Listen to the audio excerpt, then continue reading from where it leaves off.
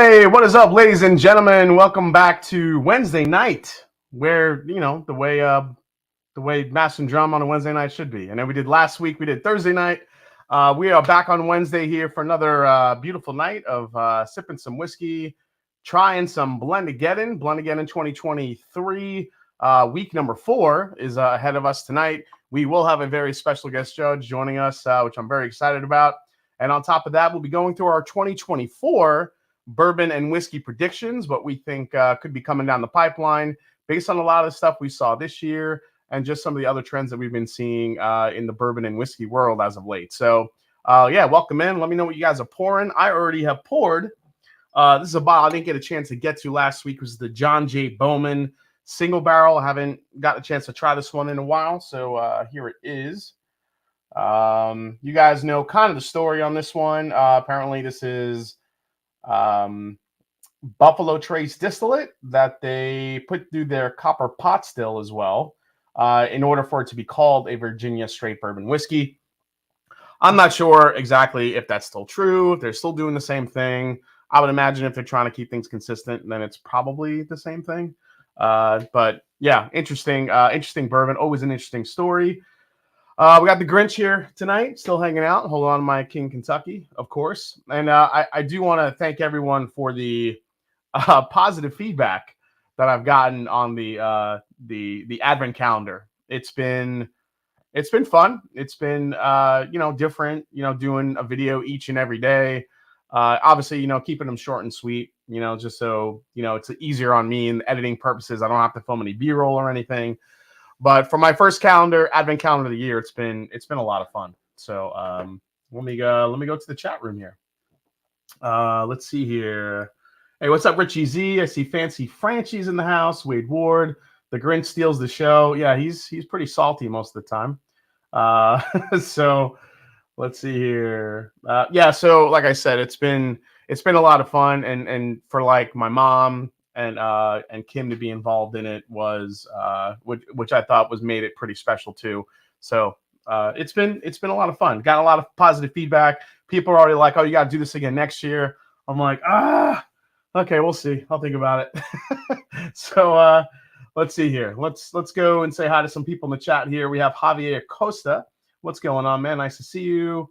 Oh wait, I'm way behind there. Honest Charlie's here. What's going on? Pete Hansen became a YouTube member. What's up, Pete? Thanks for becoming a member. William Reynolds is here. EJ is here. What's going on, EJ? Hope MJ and also Lily is doing okay. Lily, if you're watching, have mom and dad give you a belly rub.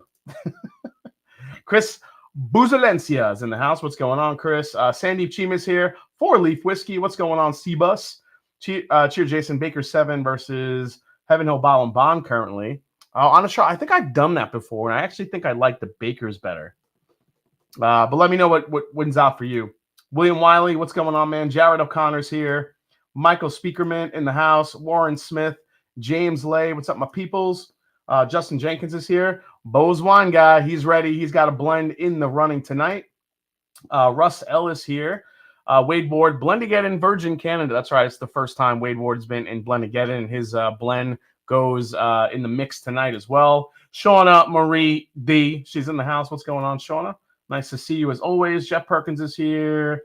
Let's see. Dave Markowski, James Lay, Danny Lynn, the Bourbon Jerk, another contender tonight. Joey B is here. What is going on? Martell, what's going on, buddy? Wandering Magoo in the house as always. Bill Mills. Let's see. Michael S. Let's see. Kenneth Rathburn, Whiskey Juice. Adam Hinson says 2024 prediction. I'll spend more money on bourbon. Well, that's a given for sure. Hey, Slapshot, how you doing, buddy? Nice to see you, man. Hope you're doing good. Hope you're doing better. Hope the family's okay. Roscoe P. Coltrane in the house. Daniel Sutherland is here. JG Copperwolf 87, another contender tonight. Hopefully he fares better than last year. Saucy Shane, another competitor tonight. I think we've named all 5 now. Our first super chat of the night goes to Mr. Doug Green. Cheers to you. We actually might be doing a little bit of a giveaway tonight, I think. So we'll see. We'll have to have someone track the giveaways if someone's available. But yeah, I might give away a couple things tonight. We'll see how it goes. Let's see here. Just landed the Angels Envy Cast Strength. Yeah, I actually really want to try the Angels Envy Cast Strength Rye. I want to see how that is. Cave Dwellers in the house. Danny Lopez, what's going on, man? Cheers. LFG Bourbon Jerk. I love it. Love the support. I see the franchises are here, and we're going to keep, I got to just keep going through. Copper Wolf, shots fired. Well, so far, I will say, even though I haven't nosed these yet, we should be able to tell off the nose normally, what something is how something is cooking a little bit. What's interesting is I do think that the folks that go in the later rounds in Blendageddon have a little bit more of an advantage. Why?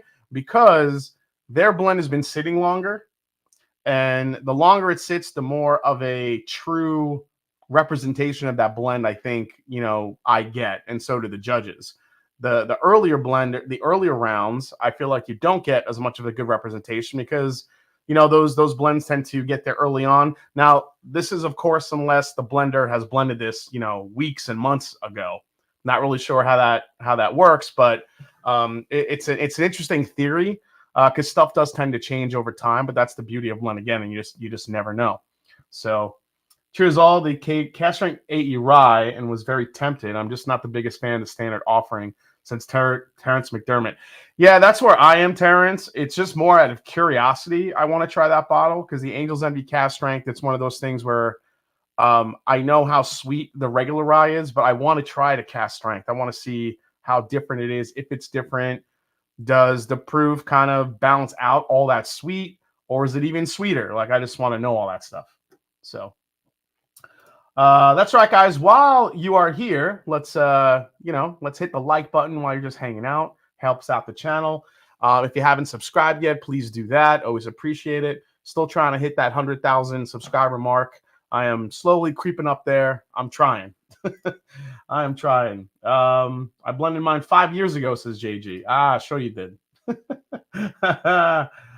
All right. Mr. Mushnick is here. Okay, let's see here. What did that one say? Matthew Lenhans finally signed up as a patron this past week. Love the channel. Thank you so much, Matthew. Appreciate the support. You're doing single barrel Saturday this weekend. Nothing exciting me.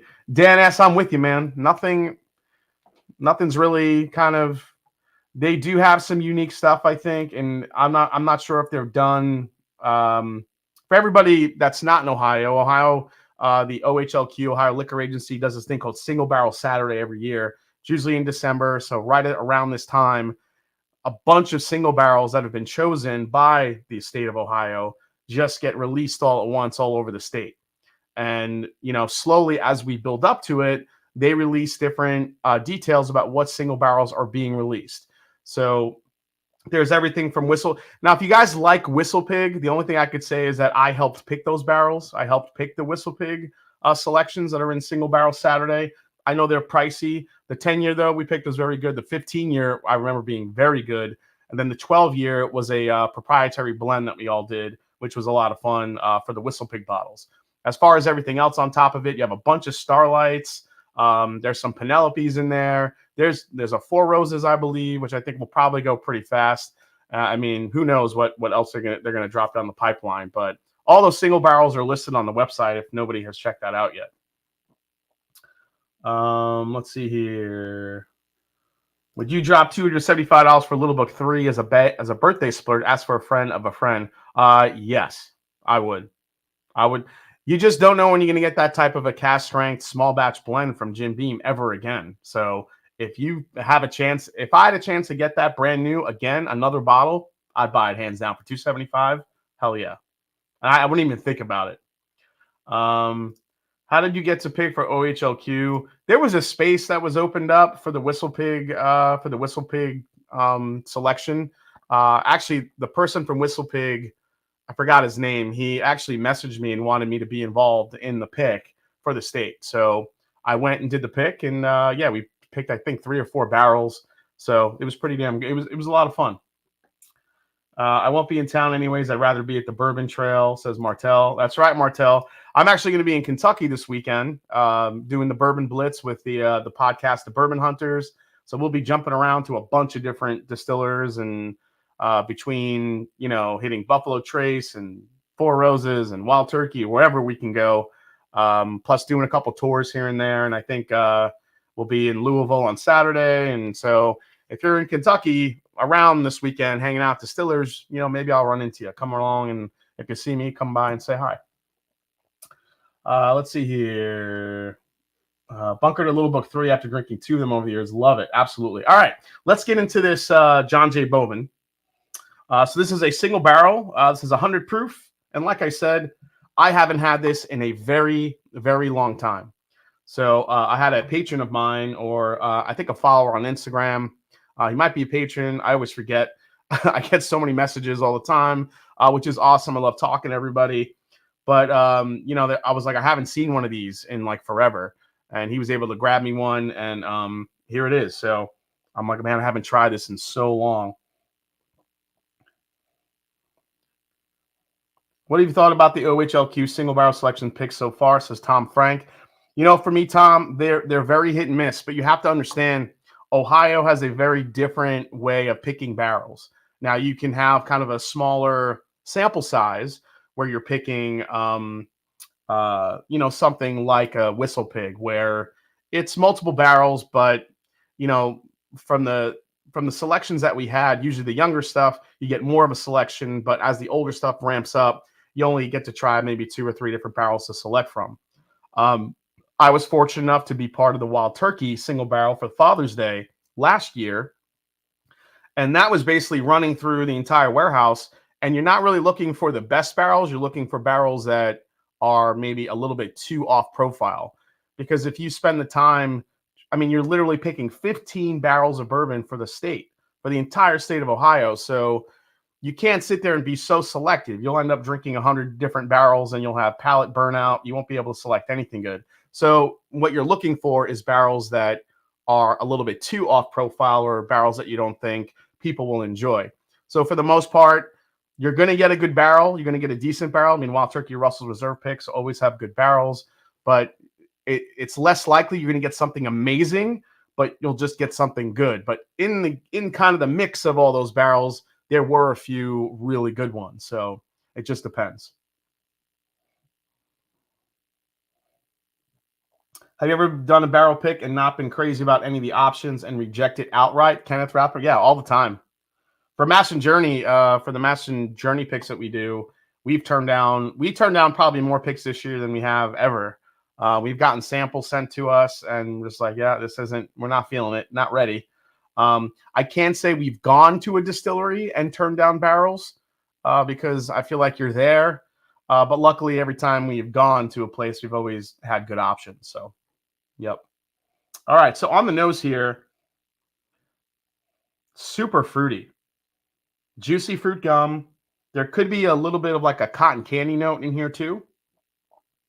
Yeah, juicy fruit gum, little cotton candy, very sweet, heavy vanilla. Little bit of spice. Heart of the Gulch coming in with a $2 super chat. Traded an Old Fitz 10-year for a Rock Hill Farm. Oh, damn. You know what? That's probably a good trade, actually. I am just not a fan of the Old Fitz, the younger ones, man. They get into, if you guys saw the Advent calendar today's episode, I was surprised with Old Fitz 15, which I think is my favorite all time. Old Fitz 15 is pure butterscotch candy in a glass. That's why I didn't think it was, I wasn't getting really some of those ultra aged notes that you do find on the older Old Fitzes sometimes. This thing was just straight up candy. It was so good. I'd have kept the Old Fitz. Yeah, I think once you get to the 12-year Old Fitzes and above, I think they're worth keeping. 8-year, 9-year, they could be good, but there are a lot of younger aged, bottle and bond bourbons that are on the market. Why do I have to get paid a bunch of money just because it comes in that beautiful decanter bottle, I don't know. I say that now, like prospectively, like I'm thinking, oh yeah, if I saw that, I'd turn that down. Yeah. But you know what happens. You get in front of that bottle, you're like, okay, I'll buy it. Everyone's like, Jason, you're lying here. Yeah, exactly. This is what you're thinking. You sit on a throne of lies. Yeah, like Buddy the Elf. Like, Jason, you'd buy that shit. Shut up. Which very well may be. Which very well would be. What would I spend on the Four Roses 135th anniversary bottle? Are you asking what would I spend on it? 135th. I think in my video I said I'd probably go up to maybe 250 for that. Maybe 300 because it's a 135th, but that's about it. There's some really old whiskey in it. So, all right, let's try it. John J. Bowman, let me know what's in your glass tonight. Let me know what you're sipping along with. We're going to go through a little bit of news here. We'll welcome in our guests, go through some bourbon predictions, and also, taste our Blendageddon samples. Going to be a fun night. Cheers. Oh, it was the other way around. You traded Rock Hill Farms for an Old Fitz. Oh, okay. Okay, I see that. Yeah, you probably made out. I'm like thinking like reverse. Sorry. I'm thinking like the Rock Hill Farms. I think Rock Hill Farms is so rare to me because I don't remember the last time I've seen it. I've seen more Old Fitz decanter bottles hanging around than I ever have Rock Hill Farms. I own one Rock Hill Farms from like 3 or 4 years ago. I have never seen another one since. And when I say I've never seen another one, I mean like in a store, like behind a glass wall, allocated. I mean, obviously I've seen it at like people's houses, that have a bottle, but I just mean like out in the world. I have not seen a Rock Hill Farms bottle, and I don't remember how long. That thing is a ghost. It is a ghost.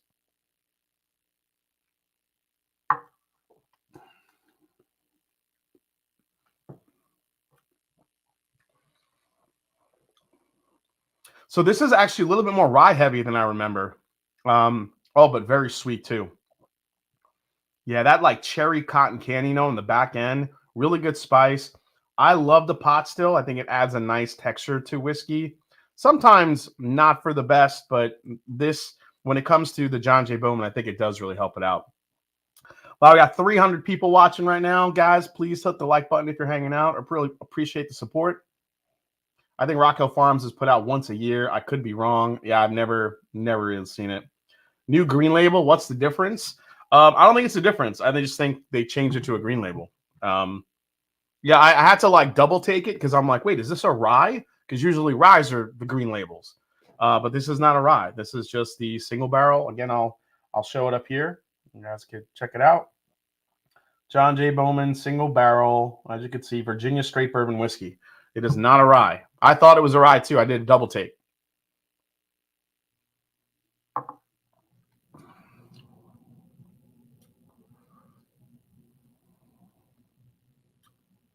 Putting a green label on a bourbon is criminal, says John. What does that say? It moved. John Vahovnik. I think I'm saying that right. Probably not. Bowman should do a rye. Yeah, actually, this has a lot of rye spice. So if this is, this is said to be the speaking of Rock Hill Farms, this is said to be the Buffalo Trace Mash Bill 2, or Blanton's, or whatever you want to call it. But it's just the distillate that they run through their copper pot stills in order to call it Virginia bourbon. But it's, I don't know if it adds an extra spice to it, which it might, because I usually don't get this much spice from anything Buffalo Trace Mash Bill 2.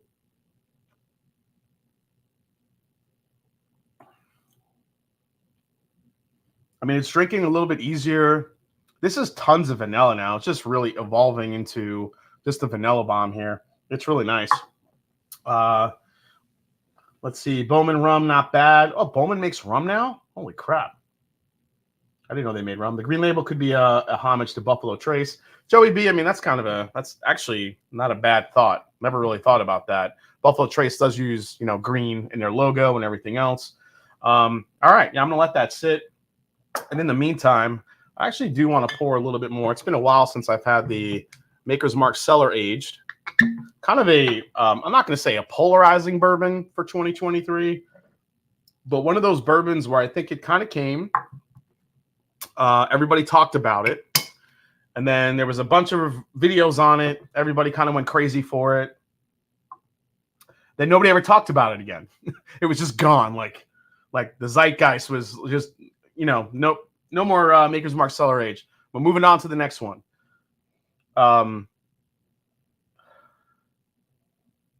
Man, this has gotten really Maker's Markian in the glass just sitting here. All right, guys, let's go through a couple of news stories. There's not too much here tonight. But let's start with the first one here, guys. This is Breckenridge. This is a badass looking bottle. Look at that bottle. That's pretty cool. This is the Breckenridge Distillery releasing a whiskey tribute to the Norse god of snow, and only 100 bottles will be available. So this year, Breckenridge is celebrating a highly limited bourbon, the Ulver blend, the ULLR blend, bottled at only 86 proof. The blended whiskey will be available starting 11 a.m. Tomorrow, exclusively at Breckenridge's Main Street Tasting Room. Only 100 bottles will be available on a first-come, first-served basis. Each December at Ulra Fest, Breckenridge hosts a massive shot ski in which festival goers simultaneously drink shots of Breckenridge bourbon together from glasses attached to a ski. At last year's fest, the shot ski had a record-breaking 1,350 participants. Holy crap. So let's see. This is a blend of 4 to 6-year-old bourbon finish and cast that previously held 20-year-old PX sherry in which bitter Sevilla orange peels were macerated. Holy crap. So very holiday spicy for this one. Wow, that's crazy. So, I mean, Breckenridge, man, this is, I'm just reading the tasting notes, guys. Sorry. This is pretty crazy. So anybody that would, that's in Colorado, interested in picking that up, possibly? Is anybody kind of on board for going to try that one? They could shove those 100 bottles up, says Space Ghost. Oh, wow. Okay. Cool place to visit, but didn't love their whiskey. Okay. All that proof, you'd think there would be a zillion bottles. Yeah, Bo's one guy. That was my thought. Okay. So first of all, you only have, 100 bottles, but the thing is like 86 proof. I don't get it. I do not get it. Matthew M says he won 2 E.H. Taylor Straight Rye for MSRP. Never had it. Planning on keeping it 1 and trading for Woodford Batch Proof 118 and 124. That'd be a good trade. Appreciate your knowledge and all you do.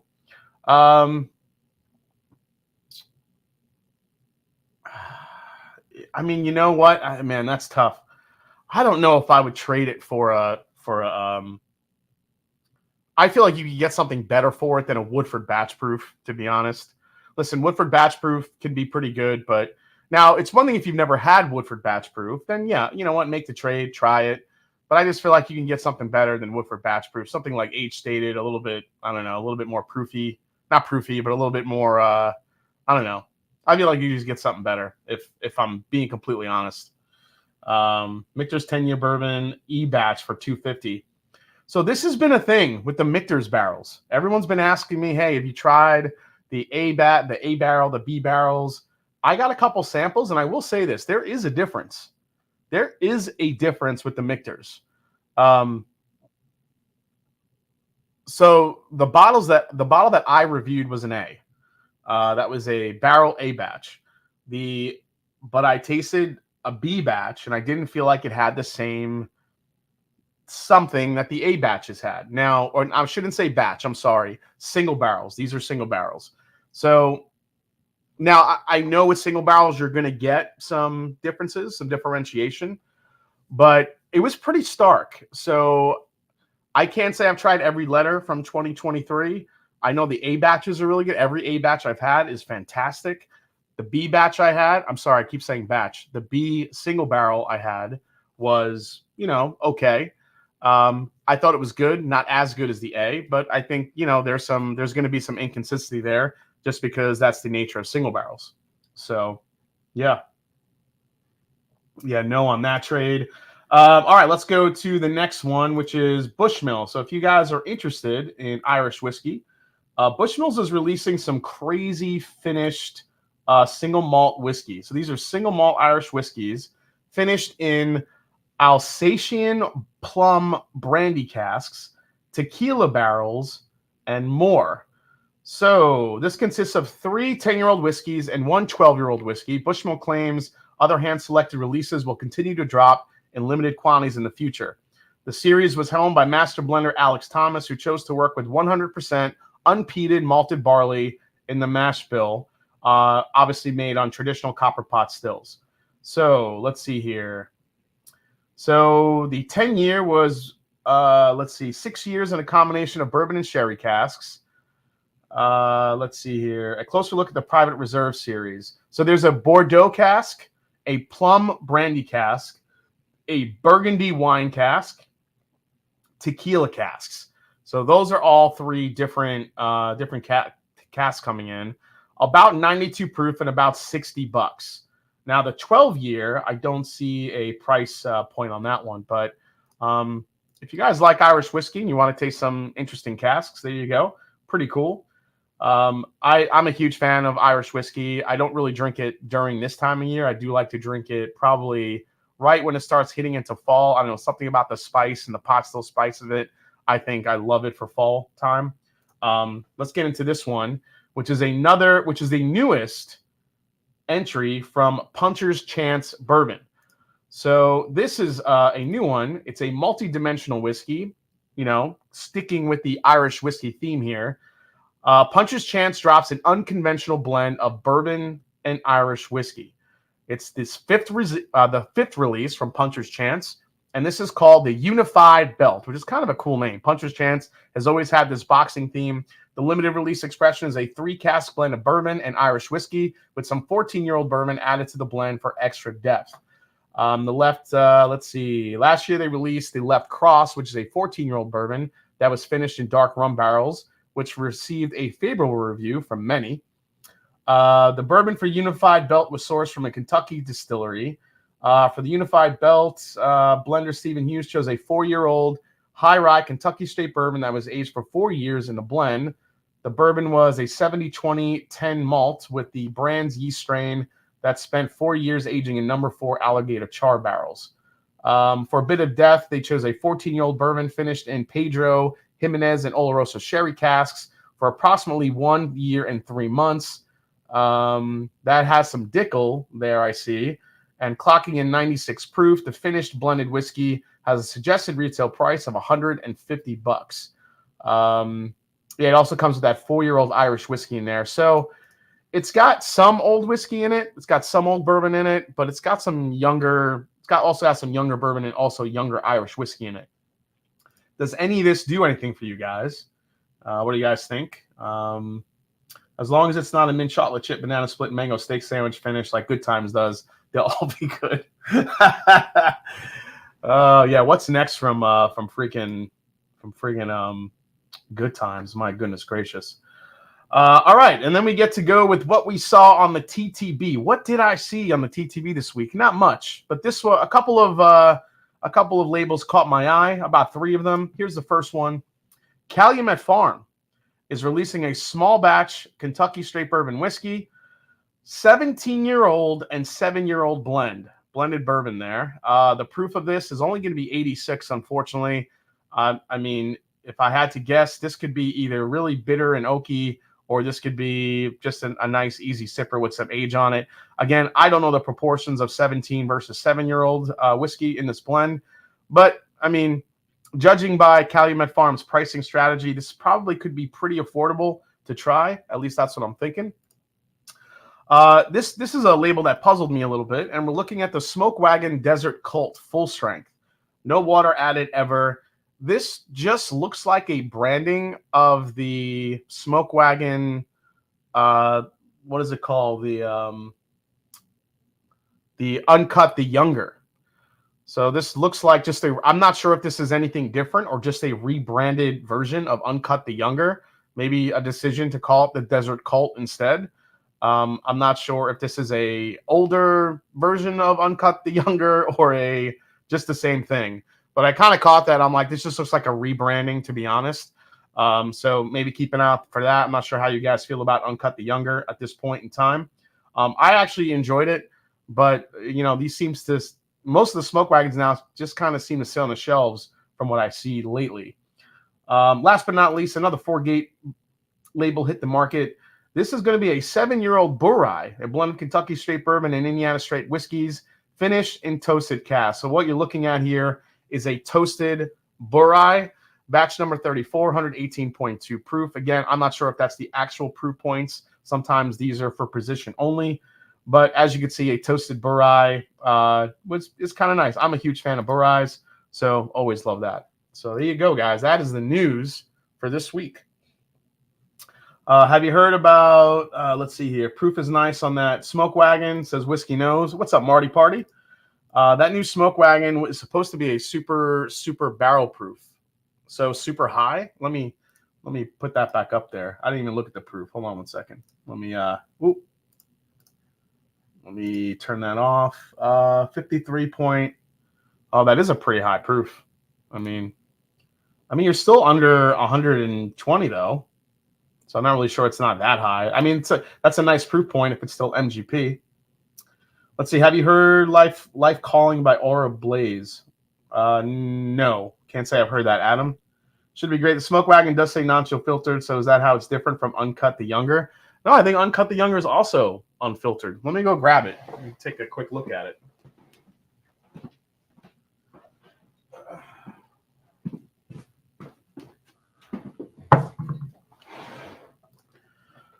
All right, so here is Uncut the Younger.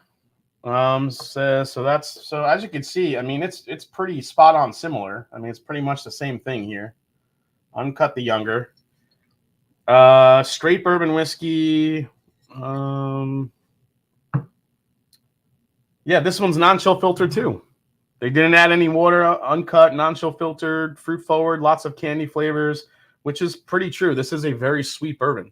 Actually, I may pour this in a little bit. Haven't had it in a while. All right, let's see here. Yeah, so again, it's kind of the same thing. I think it's just a rebranding, to be honest, folks. I think that's what it is. I love when a proof hound, so just going around 20, not high enough proof. You know, I don't know about you guys, but I've kind of shifted to that nice proof point, like right in between like 110 and like that, right, that 100 mid-teen proof, like 115, 114, 130. I love that proof point right now. I feel like I can't always drink 120 and above all the time. I like that. Actually, you know, I'll even go a little lower. Anything like 107 to like 115, 118. I like that range right there in the middle. That's where I've been living lately, even though my my barrel picks would say otherwise. Hey, Tim Daugherty's in the house. What's going on, Tim? Nice to see you, man. Let's see here. Smoke Wagon, from my understanding, is supposed to be a sipping whiskey blended to be milder but still barrel proof. Yes, that is the goal. If Russell's 13 is my all-time favorite, even over BTAC, does Wild Turkey have a previous release that takes it to another level? I already have a 17-year bottle and bond. Loot Train, you would have to go back to some of those old Dusties, man, like the Wild Turkey, like the cheesy gold foil bottle I have back there. The 15-year American Spirit, that was the first bottle and bond that was done by Jimmy Russell. Those are the ones that really, I think, have wowed me past like the Russell's 13. And I would even put Single Rickhouse Camp Nelson F this year in the mix. That has some 14-year-old barrels in it, and it is freaking fantastic. I mean, I know the price on is $300, but it sucks, but it's an absolutely incredible bourbon. Let's see here.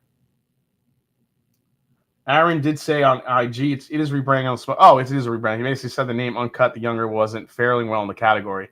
And there you go. It is a rebranding. Thank you so much, JAC. Appreciate that.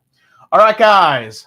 I'm going to tee it up here. We are not only going to we're not going to get Blendageddon started right away, but I do want to bring in my guest judge pretty early here to talk about our 2024 whiskey predictions, what we got going on. But obviously, before we do that, I do want to get you guys hyped up for the judge, the guest judge, and also Blendageddon, which we are going to start. But hang tight because our 2024 whiskey predictions are coming shortly. Here we go.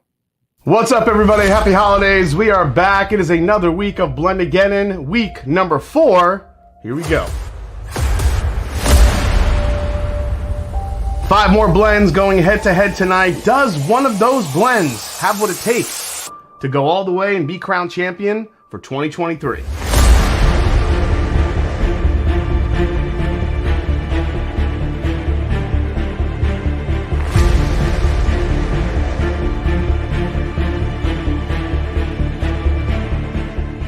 You guys know how it works. Out of the 5 blends we're going to try tonight, the top 2 will make it to the Fab 5 round in a couple weeks, and the other 3, well, unfortunately, they go home.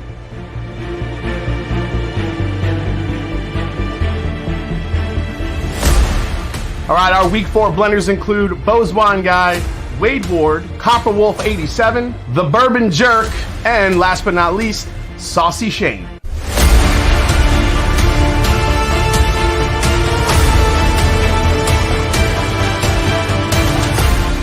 All right, we are back here on a Whiskey Wednesday night. Let's welcome in our guest judge, who is a returning judge from last year. That person had such a good time, they wanted back in for 2023.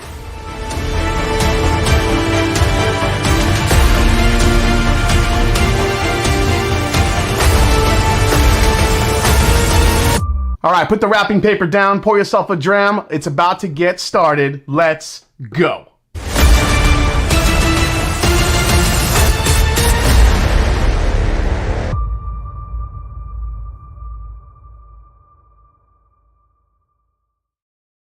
Oh, baby, it is that time. Let's welcome in the special guest judge returning for the 2023 bracket tournament, ladies and gentlemen, the master blender himself, Ryan Cecil of Pursuit Spirits. What's going on, man?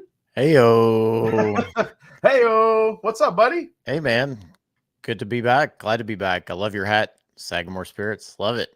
Yeah, Sagamore Spirit hat. Rock that on tonight. Figured you'd be in the chat, so why not? Yeah, I know. So what's new, man? You guys got a lot going on, don't you? Oh, boy, that's an understatement. I mean, I feel like every day's a race, and I just get further behind. But a lot of good things going, man. But I'm excited to be here. Like you said, I had a fantastic time doing this Blendageddon again, and I was so pumped you asked me to come back. So you asked me last week, and I couldn't make it. So I was like, damn, I'm going to miss it. But you asked me again, so I was pumped I could make it this week. Yeah, I said I'm like I'll get you on. I'll get you on again, Ryan, because we had a good time the last time we did it, and I feel like this would be a great opportunity for us to not only talk about what you guys have coming up here. You guys have a big week coming up for Pursuit Spirits, and not only that, talking a little bit about. I know this is a topic you guys cover on the Bourbon Pursuit podcast, talking about some whiskey predictions here and there. I figured we can kind of go through a few of them. We both have some unique perspectives from different sides of the bourbon, kind of the bourbon sphere, as I like to call it. You're a little bit more on the inside with the business side. I'm kind of just, I still kind of look at it as not just somebody like from the media, but also a consumer. So thought we could kind of go back and forth and talk about that a little bit. But yeah, let's talk about first this week. Bourbon Pursuit is opening their, well, is it opening or is it just a preview this week?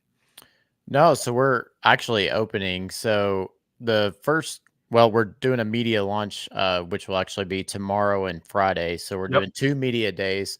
So Pursuit Spirits we have our own distillery now. We finally, after a long 8 months of waiting for government approvals and all the inspections and whatnot, we finally have a home base, which is very awesome and very cool for us as a brand. We've been working with our great partners, Bardstown Bourbon Company, Sagamore Spirits, Finger Lakes, and our Tennessee distilling partner. But and Bardstown has been kind of our home. They've been gracious enough to let us use their facilities and whatnot. But it just is nice to have a home there in Louisville, Kentucky. We have a 16,000 square foot warehouse there in the Clifton Butchertown area. So if folks have been to Louisville and they've gone to like establishments like Silver Dollar and whatnot, we're literally about a block from there. So really close to downtown and great location. So there at the distillery and warehouse, we're going to be opening up really cool experiences. Kenny and I have, been fortunate enough to been on so many distillery experiences, barrel picks like you have. And we really took the culmination of everything we learned and liked about every place we've been to. And we said, how can we make something that's interesting, cool, fun, unique for folks that are excited about whiskey and want to do something, then just go through, another tour and a sampling at the end. So we're really going to provide this cool, immersive experience. And I think you're going to experience it here soon. So we're going to allow folks to come in and really recreate that barrel pick experience for folks. And you don't have to buy the whole barrel. You can come in. I've created right now we have 6 micro blends of Pursuit United uh, single barrels, and then we have 2 rye single barrels that we've created. And we'll let you come taste straight out of the barrel, go pick the ones you like, and then actually run you through the whole bottling line.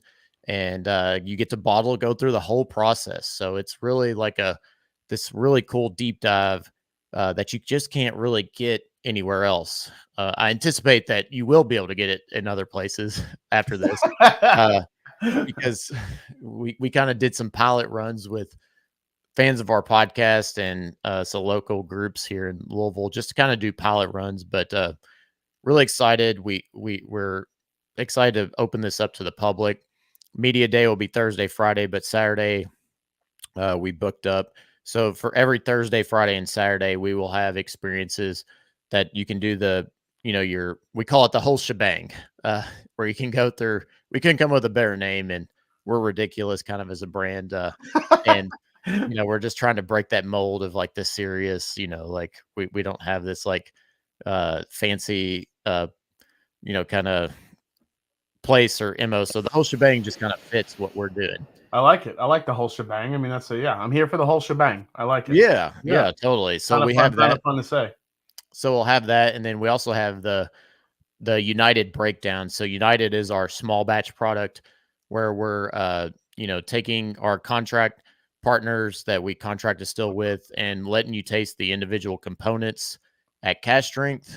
So you get to see like the individual components, and then you're tasting the final products at the end to just see how they come together. That we're not just sourcing barrels, throwing them in a bottle. We're actually very diligent about working with our partner distilleries, picking the yeast strains, picking the char types, the wood, and the aging environments, and really highlight the art of blending that we're doing at Pursuit Spirits. So we're excited to open the doors to folks, and can be excited to show everyone this. It's nice. It's almost kind of like this cross marketing platform you have kind of built into your experience, because this also highlights, kind of as a symptom of what you're doing with your own stuff.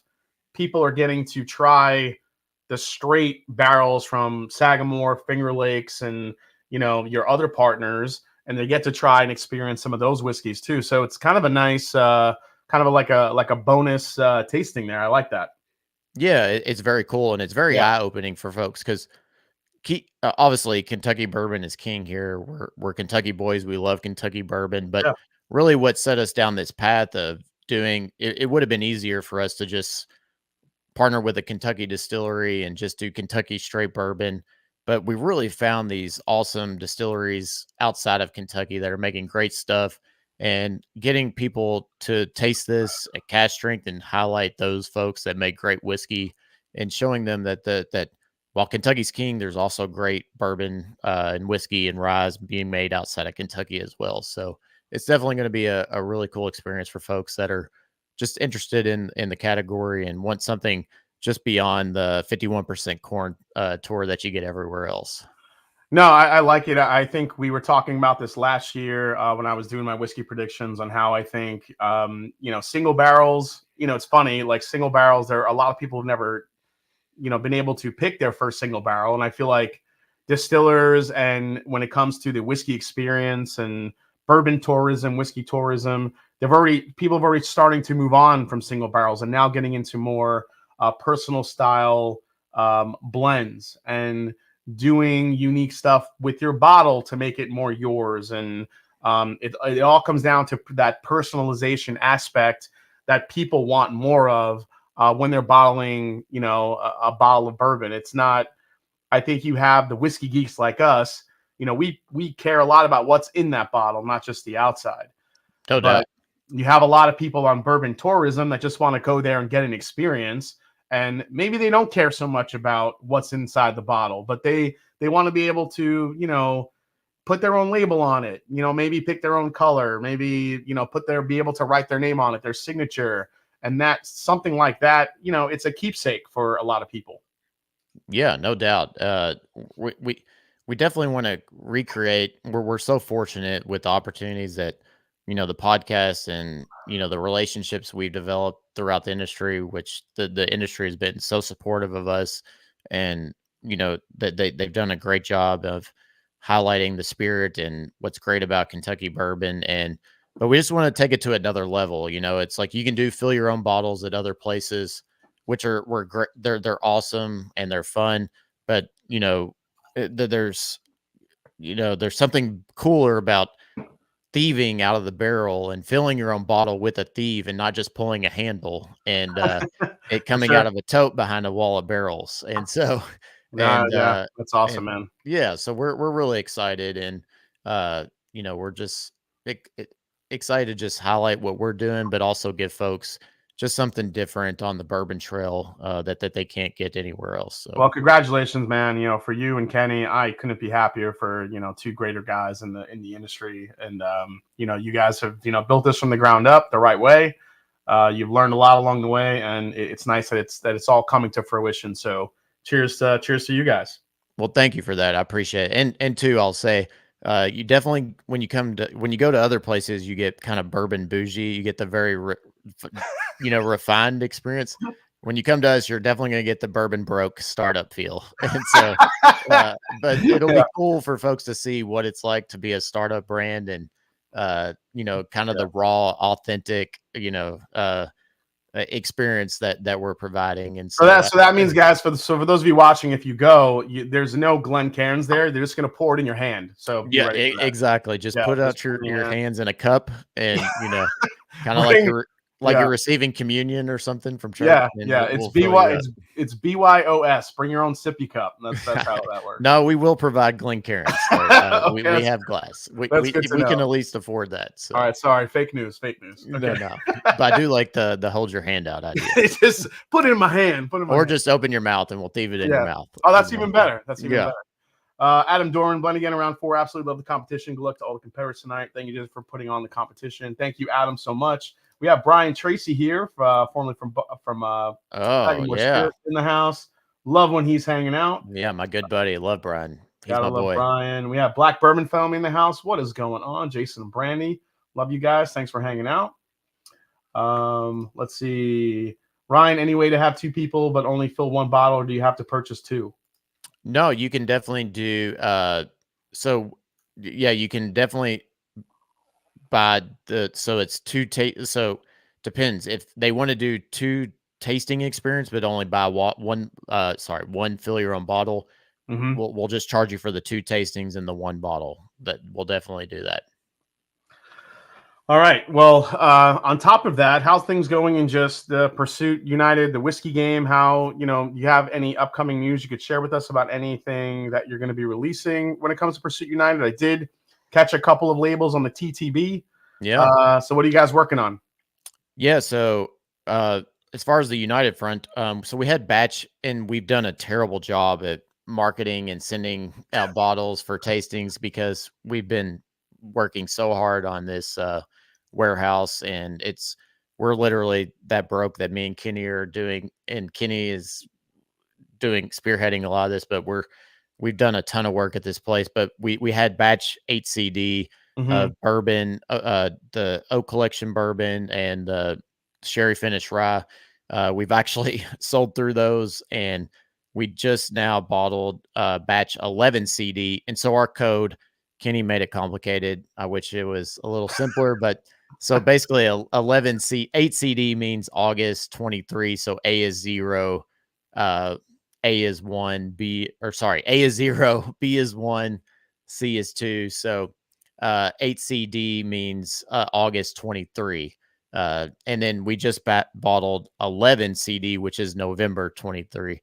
And so it was bottled last week. We just got the cases in. So this will be going out into distribution here in the next few weeks. But really excited about this batch. We're just trying to really build off each batch, and our barrels are getting older. And most people don't know because we partner with our 4 partner distilleries. They're all in 4 different regions of the country, and we really like to keep the terroir of those. So we let them age at the climate. We have barrels in Kentucky, Tennessee, Maryland, and Mm-hmm. the Finger Lakes region, which is in upstate New York. And so we're now about 3 to 4 years into this, and understanding how they're aging, how they're developing. Really, we're building off each batch, and and I hate to talk in hyperbole, but I feel like this is really one of our best batches to date, and that's says a lot because one of our batches won John Barleycorn's best bourbon of the year, beating out like brands like Henry McKenna, Elijah Craig, all the Sazerac brands, and then this year 7cc won double gold at San Francisco and was Mhm. up for best for class, Yeah, I which saw that. means you're the Yep. top 5 bourbons out of like 500. And we came in 3rd place. We got beat out by a 13-year Source Barton company, which you can look up and see who it is. But Augusta? yes, Augusta? exactly. Yeah, So yeah. for us, that's very exciting that in a blind taste competition like San Francisco, the John Barleycorn, that we're standing up to those. And it's really because of our distilling partners, but also our way to blend these different mash bills together to create these interesting and unique profiles. So, latest batch of bourbon was just bottled. Will be, as you saw in the TTB, we're coming out with a double oak Yeah, for our that was the bourbon. one I was pretty excited about. Yeah, us Yeah, too. yeah. We have the double oak bourbon and double oak rye that will be coming out in Q1 of 2024. Oh, double oak rye. Now you're talking my language. Yeah, There it is. Yep. so it's been about a Love year. double oak ryes. Me too. And you were talking about Brian Tracy in your hat. The Sagamore double oak rye is a fantastic expression. Oh, Really it's was so good. It's so good. it is. It is. I got a message for you from Sean Dent here. He says, "Big shout out to Ryan. Just speaking with you and having a chance to take a photo at one of the Pioneers American while at the Party Source was a memorable experience for me. Cheers." That's awesome, man. Oh yeah, the Party Source. I love that spot. That party. Have you've been to the Party Source, right? Oh yeah, yeah. I get there a good amount of times to see what they got. I almost feel like they have a lot of stuff. But you kind of have to get lucky sometimes when you're walking in there when they drop something new. Darren Clary with super chat says, "Love the advent calendars video, Jason. I know it's a lot of work, but so fun to do those blinds and price it out. Think the name is too short though." Oh, Advent man. calendars are fun. I love those. Yeah, yeah. This is the first year I'm doing mine, so it's been. I haven't done one in years previous because I just felt like everybody does them. Yeah. And I don't know. So I don't know. I guess I kind of fell under peer pressure this year, and I'm like, you know what? Let me do one. Kind of put my own spin on it, and see how it goes. So That's cool. My kids, my son has a Lego one, and my daughter has like an LOL one. And every morning, I'm like, it'd be so cool if I had a bourbon one. well, you just watch mine. It's a lot of fun. It's no been good. doubt. So before we get into our whiskey predictions here, I do want to ask you one quick question. How do you feel like your evolution as a blender has been in the last couple of years that you've been working on this this brand? Do you feel like I know it's always kind of probably an ever evolving learning experience, but are there facets of to your what's the word here? Your I guess just your system and your process is have there been aspects to that have gotten a little bit easier for you? Is it still just an absolute cluster and a challenge every single time?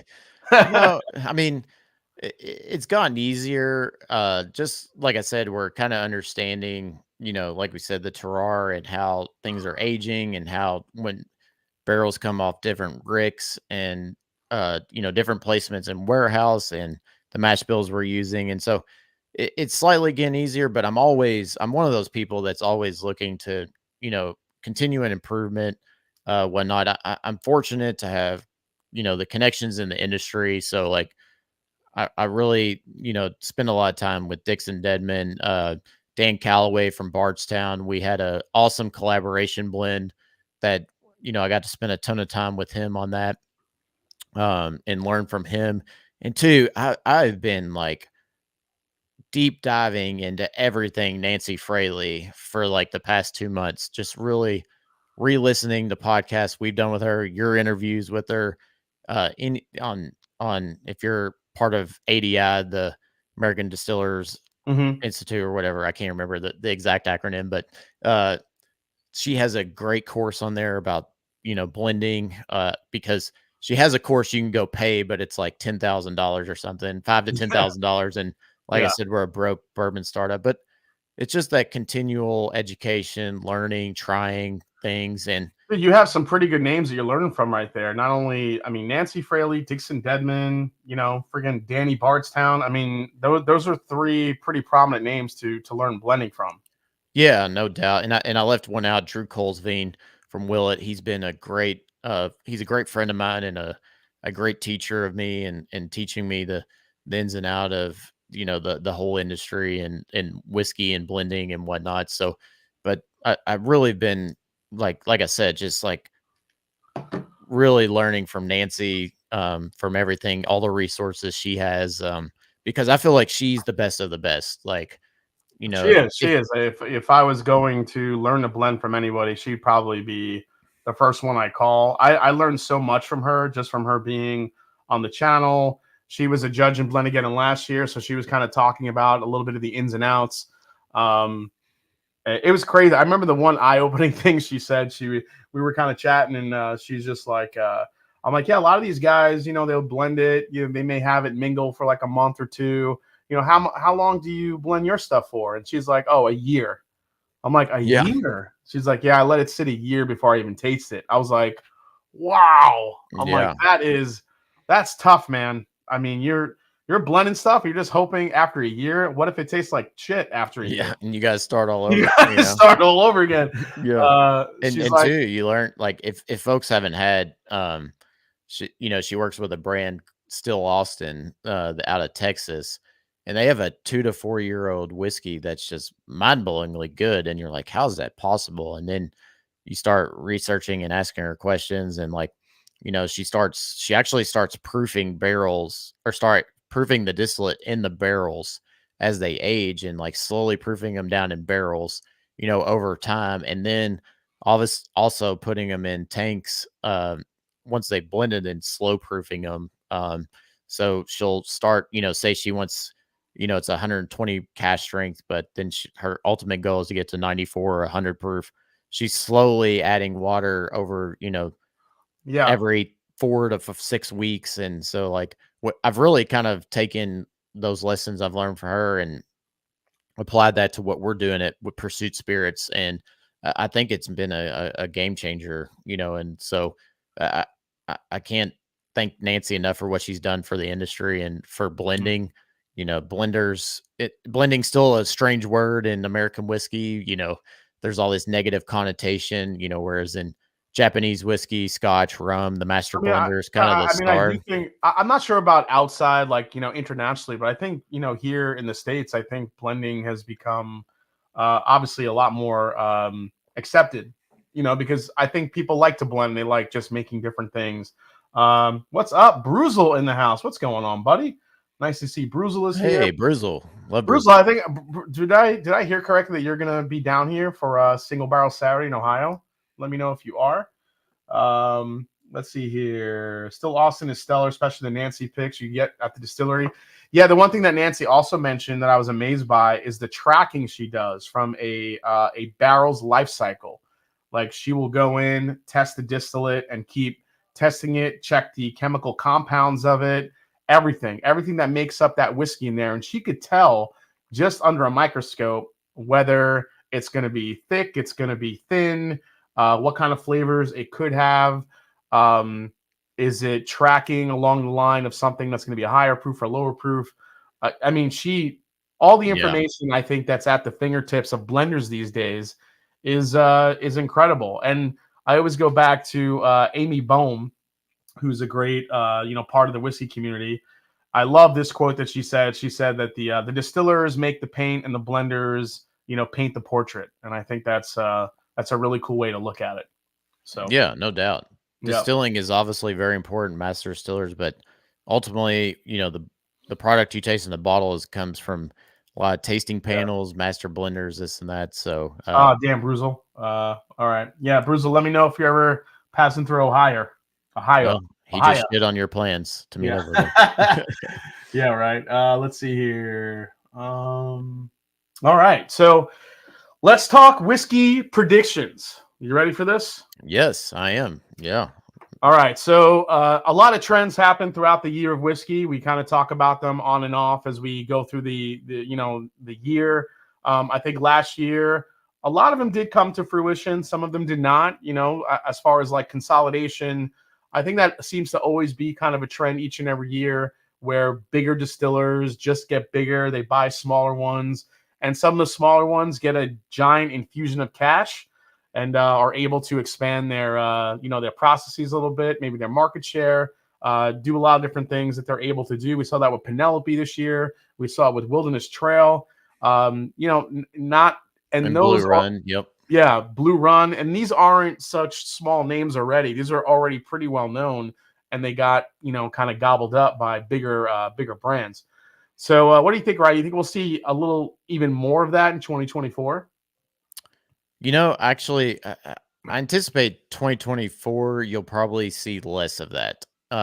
Yeah, Uh, so this is probably me being too close to the industry, but so 2023 has been kind of a very challenging year for most brands, because you're coming off these pandemic years where you had just, in 2020, 21, you had banner years of sales and people were just buying, stores were buying, consumers were buying. And with that, a lot of distributors and retailers really just bought so much and were overstocked. And you really started to see this probably in about October of 2022. And consumers were like, well, I have so much whiskey or so much bottles on my shelf. I don't need to buy anymore. I got to start drinking this. And so, most brands for the most part of 2023 are either flat or probably down this year. yeah, And so, yeah, and and it's not to say like bourbons, people will say is the bubble burst or this or that. I think it's just a market correction, um, from those pandemic years. And the reason 2022 was probably mostly okay for this is because the on premise uh market picked back up. People are going back to restaurants, drinking out again, and so that really kept the momentum going. But then, uh, I think people just started to realize we have so much whiskey yet on our shelves. We have so much whiskey at liquor stores, and you go to a store, there's like just so much options and opportunities to buy and try different things that brands are really, I think, going to try to really probably just survive uh this coming year because distributors, retailers, they really got to sell the existing stock that they have before they can really start to bring on new things or uh just keep offering and continue to offer new things for consumers. So it's going to be an interesting year for 2023. So there's a few predictions I have I, just I based I on felt this year. I felt this year mid-year there was an oversaturation in the market. I yeah. mean, you walk into a liquor store, it's insane. I mean, there are brands lined up. There's whiskey. I went to a couple liquor stores when I was in New York. I mean, there was whiskey on the floor. They couldn't even, there was stuff all over the place. Yeah, no doubt. I mean, Yeah, some of this stuff wasn't just selling. There was so much whiskey. Obviously, price increases, I think, factor into that. I mean, you can get into the economy and other stuff that happened this year. yeah, that's part of it Yeah, too. it's definitely part of it. Quick Tony Bag of Donuts with a $10 super chat. Hi, Jason Ryan. I'm loving the Grinch's comments. Did you get the splinters out of his ass, out of his Grinch? Yeah, no. Ryan, I had a great time bottling from the barrel with its bourbon night. Happy holidays. Awesome. Yes, that was great seeing you, Tony. It was fun. We had a good Yeah. time. I know a lot of people who have stopped buying as much. Prices are getting too high. Curious to see how it affects things in the future. And that kind of gets me to my next point, which is a good segue into kind of the new bourbon drinker or the new bourbon. I won't even say drinker because I don't even know if they're drinking it. I'll say the new bourbon purchaser or the Yep. new bourbon consumer. It's kind of a shift in customer attitude for bourbon and high-end whiskey, where you have a movement towards the luxury purchasing, where people want to go after the high-end bottles, the high-price bottles, with more drinkers swapping out the everyday sippers for only chasing the unicorns. What do you think about that? Yeah, no doubt. It seems like the trends are leaning towards people are buying really expensive, highly allocated bottles, or they're buying like bottom shelves. And the mid price tier is kind of like, okay, what do we do? And it's a very confusing time for, I talk to a lot of people in the industry. It's a very confusing time as brands because it's like Yeah. the consumer, what they want is changing by literally like every 3 months. Single barrels used to be like the go-to thing that it was a no fail. You put a single barrel in the market, it would sell. And Yeah. then, same thing with, I think we saw that this year was cask finishing was like, you just throw any cask finish, Amberana, sherry, I whatever, knew how did I know it was gonna be the first one you brought up. yeah, it's like, it's, and that's the Yeah. fascinating thing is like, there's so, I go across the country, these bourbon festivals and meet people. There's the good thing, I think it's encouraging for the category. There's so many new consumers getting in, but I don't know that these new consumers have ever tasted like good bourbon. They're like what they're Yeah, exposed dude, to. I It, totally get it. I think bourbon, and I said this last year, and it's a prediction that I think for the most part has come true, that bourbon is gearing towards a sweeter and sweeter and sweeter profile. And I yeah, think no we doubt. saw we Americans saw like sweet shit. we saw a That's lot of that this year. I mean, some of these, I hate to always call out good times, but I mean, they're making bourbon to a point where it's not even bourbon anymore. It's becoming a liqueur. And I'm like, these guys gobbling up all these single barrels that are like finishing watermelon and brandy and all this bullshit. Just go buy Crown Peach for God's sake. Like, leave yeah, the. no It's doubt.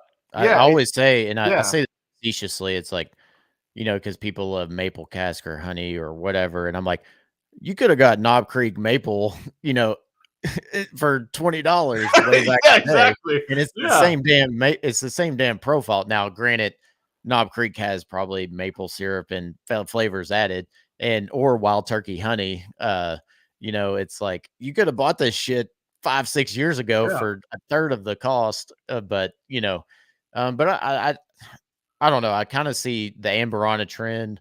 Um, the maple and honey thing. I think people like that because Yeah, it, maple and it's. honey, I think, is still going to I be a think that's thing. still going to continue. I think the wine finishes. I don't mind the wine finishes. I really like, the Yep. well, and that's and the brandy finishes. I really like those. Maybe I'm okay with them because they're like more old world. Like, and I feel like there's probably less shenanigans with them than when you get with because it's like okay, a honey barrel. Like how much some of them, that they're like, okay, how much honey is in the barrel? How much is the honey's added or how much Yeah. maple syrup's left? How much? And that's what I think consumers need to ask is like, okay, what's a tolerable level of, honey Yeah, left but, in the but see, cask or maple? I don't think most consumers care. I think the more honey or the more whatever it is, the better. To be honest, when it comes to like maple and honey, I always feel like people like the more the better. Bourbon Pursuit is in here. Is that That's Kenny? Kenny. That's my Bourbon is counterpart. gearing towards flavored whiskey. I couldn't agree more, Kenny. I think it's been trending upward that way, especially this last year. I mean, we've seen a lot of finishes, and I think as far as like predictions, I think that will continue. I think whiskey prices will still be going up, but let's do this, Ryan. You said Yeah, I you don't had, know about that. yeah, I actually you, think, you said you had some predictions. yep. I have some. So let's do a little bit of a back and forth, and we'll get into the Blendageddon samples here in a few minutes here. So why don't you give me a whiskey prediction that you have? We'll talk about a little bit. I'll give you one. We'll go back and forth. Does that sound good? Yeah, absolutely. All Let's right. go. So give me one of yours. What was one? Well, let's finish the thought about the price increases. Well, that's actually rolling into my prediction. I think Okay. prices will actually start to come down this year. I think brands have felt the squeeze from economic uncertainties, people buying less, and even though the higher type price tiers, it really the $100 plus credit category has really struggled this year. And so I think that, and even just, your everyday uh, items that went from, say 1999 to 24, 25 are going to come back down because even the everyday consumer has like tightened in their belt, on those cheaper offerings. So I anticipate pricing to kind of stabilize or actually come down in starting in 2023. And so I think from a consumer standpoint, 2023 is going to be a great year for as with pricing and I think you're going to see a lot of discounts from liquor stores, case deals, like all Oh this stuff yeah. because they're trying to clear all this I mean, existing inventory. I've already been seeing that. I'm not sure if that's from like a holiday perspective, a thing towards the end of the year, but I'm already seeing like case discounts. So I'm not gonna. My prediction wasn't to go as far as you saying prices are going to go down, but I do think next year prices will maybe level out a little bit. I Okay. think they'll. I'll say they'll maybe plateau, maybe not so much go. I listen, man. I'm with you. I hope they go down, but I think we're going to see more of a little bit of a plateau. Um, I so say that, and then like 2 weeks ago, we did a This Week in Bourbon, and every release we were talking about was like $600, $500, $900, and you're like, what here's the hell? here's my issue with the releases, and I just feel like I don't know if some brands are just blind and deaf to what they already have out on the market. Like take everyone's favorite Dickel, for example. George Dickel has 15 on the label. It says 15-year-old single barrels that you can buy over 100 proof, and you can get those for about 60 to 65 bucks. Most of the time, those 15-year age statements are inaccurate. Usually, the whiskey in the bottle is 16 to 17 years old. All right, so you get 103, 104 proof George Dickel Tennessee whiskey at 104 proof, 15 to 17 years old for 65 bucks. Yep. Last week, they released a press release that they're releasing an 18-year-old George Dickel whiskey. Yep. That is like, I think it's 86, 90 proof, super low proof, and they want about $300 for it. I don't understand why brands do this. Like, you have Jim Beam does it every now and again. Well, they'll release like even Jim Beam even puzzles me more because they'll release like a 3-year-old whiskey for like $100. I don't. But then they'll have really good values like Knob Creek 18 for under 200. So the market is just all over the place, and I just don't understand why some distillers and some brands don't realize what they already have that's available. And I don't think they care. I just think that it's more about let's throw it in a fancy box, let's make it look collectible, and we could charge a premium for it. Yeah, and I think where they learned that from was like Napa Valley. It's like a lot of distilleries didn't have this influx of bourbon tourism that they have, over the last 3 to 5 years. And they've realized that, once you get people at your distillery and you get them drinking, have a good time, they're will, and you give them something that's rare and allocated that they can only buy there. Maybe they can buy it but it's going to be hard to find out in the market. You can really capture that really high end customer at that point. Yeah. And so I think that's probably where you see that. But Yeah. I don't think it's a mass market play by any means. I think it's trying to play in that, that rare limited in, at our gift shop only or very limited out in distribution. So I think that's going to, be very a niche market for sure. All right. So give me one of your other predictions. Go. You can. You start. Go for it. I was thinking about this, and because uh, we were reading about another brand starting a cigar cut. I think there's going to be more cigar blends from anyone and everyone. Amberana kind of did that this year. It's so funny. You see one, then there's two, and the next thing you know, 50 people are doing it. I think everyone has their own cigar blend. yeah, it's probably limited to like 10 or so, but I think you're going to see even more. Yeah, that. I think see, that's funny you said that because I think that's going to be 2024's Amburana. I thought this year was the year of the Amburana. I think next year is the year of the cigar blend. I think everyone's going to come out with a cigar blend. Yeah, no doubt. That's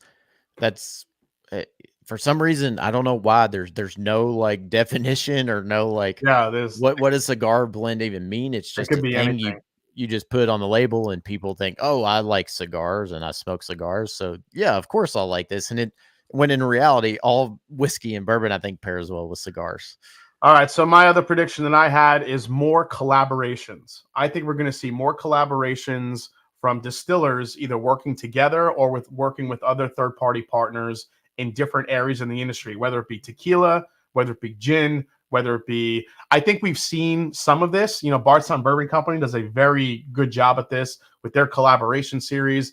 But I think this is going to be a trend where other distillers kind of hit and do some different collabs. I think kind of the world is the oyster. Everybody's looking for something a little bit different. I think it's very I'm kind of a, people that watch my channel know I love sneakers. I'm a sneakerhead. Yeah. And we see this in sneakers all the time.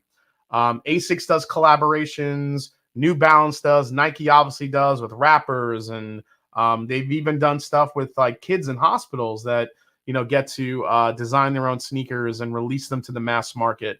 So I think we're going to see a lot more collabs this year. That's my, or I should say next year. Yeah, and well, that plays into my prediction I was going to next. I do think you're going to see more tequila and mezcal and rum finishes, but I don't think you're going to see brands cross to a lot of these brands have, they're on a portfolio with, tons of vodkas, rums, tequilas, whatnot. So I think you're definitely going to see, you see like Brown Foreman with Herradura. I think you're going to see Diageo do with Casamigos. Yep. Yep. I think you're going to see definitely that using the rum. You kind of saw that with Wild Turkey. Yeah, I was And just going to say Appleton. very, very a la Voyage what they did. Yeah, Exactly. So, yeah. but I do think, and we've been playing around with it at Pursuit Spirits. We're not ready to do it, but we've been playing around with the tequila mezcal finishes. I do think there's actually Sagamore Spirit actually was one of the first ones that I thought came out with a fantastic, tequila or rye finished in tequila, and I thought it was really good. But it's just sometimes you think whiskey and tequila, they kind of you're like, that sounds terrible. That sounds like my 21st birthday when I just started mixing all those. Yeah, that shots. sounds like college. I don't want to go back there. Yeah.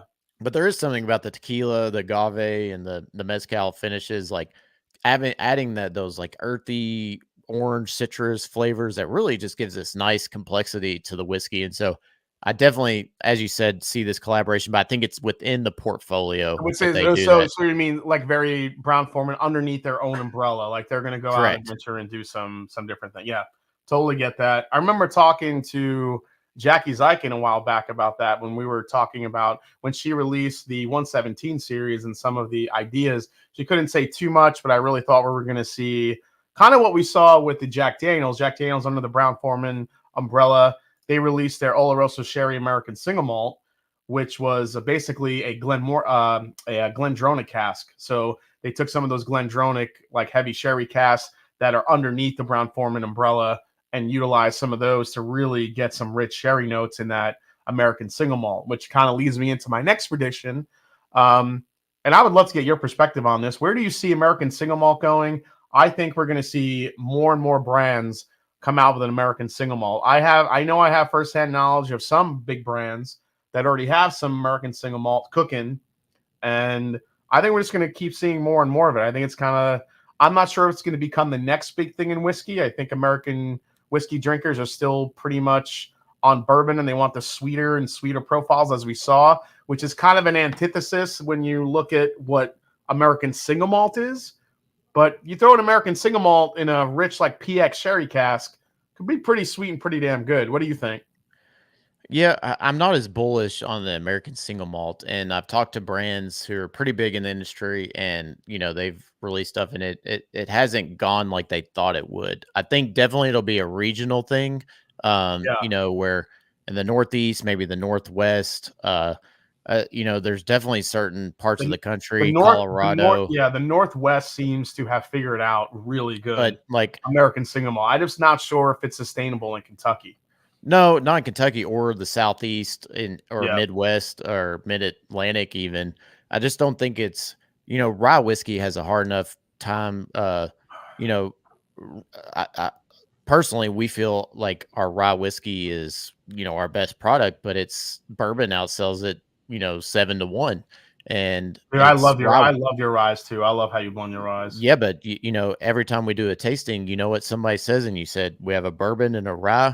They say, I'm not a rye drinker. And I just can't see, them going, well, I got a single malt. I just can't see the consumer accepting that yet. Maybe there's going to be pockets of it, maybe by enthusiasts, but I just don't see it breaking that mold to be the next big thing.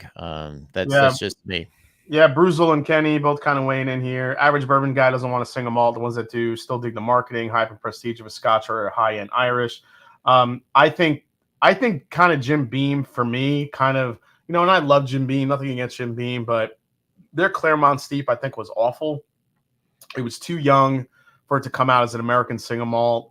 They used very generic type of single malt. I'm not sure if they were leaning it towards the bourbon drinker, which might have been the strategy.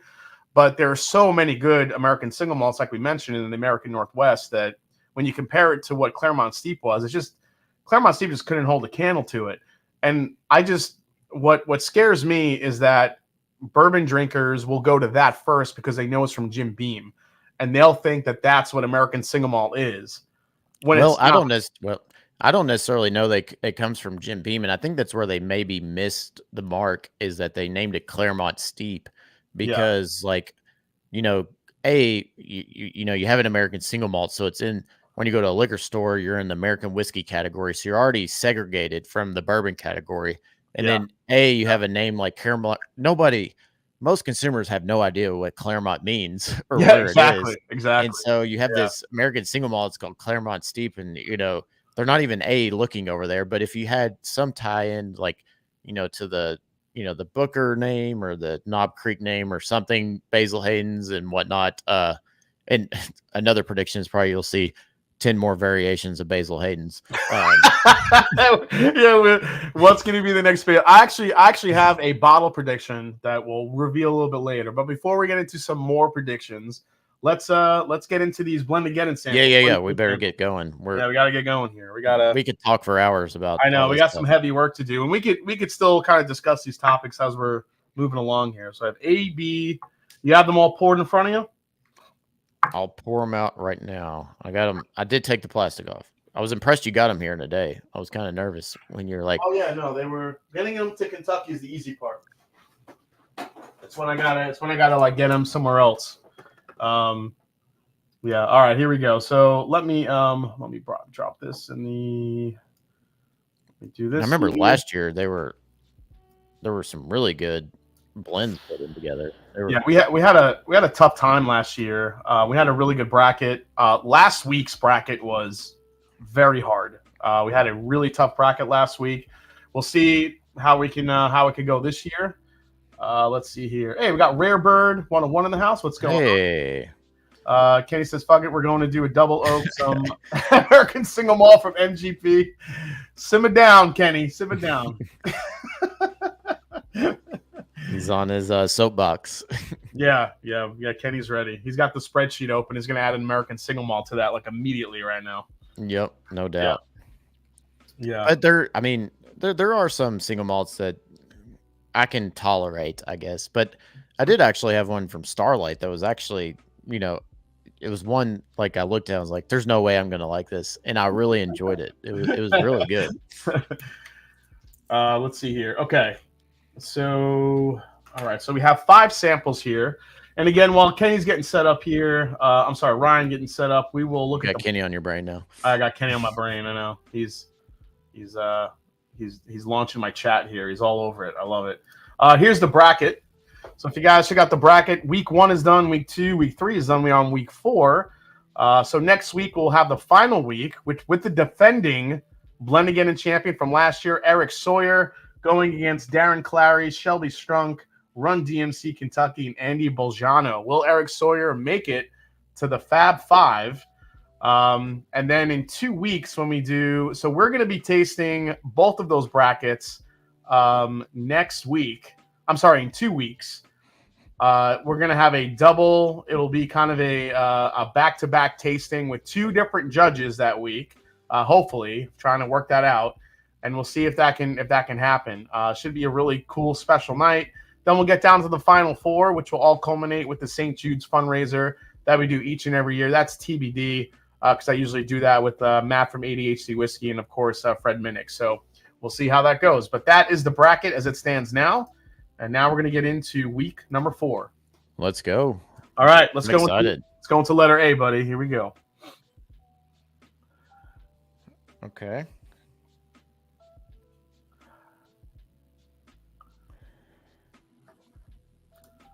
Nose is kind of all over the place.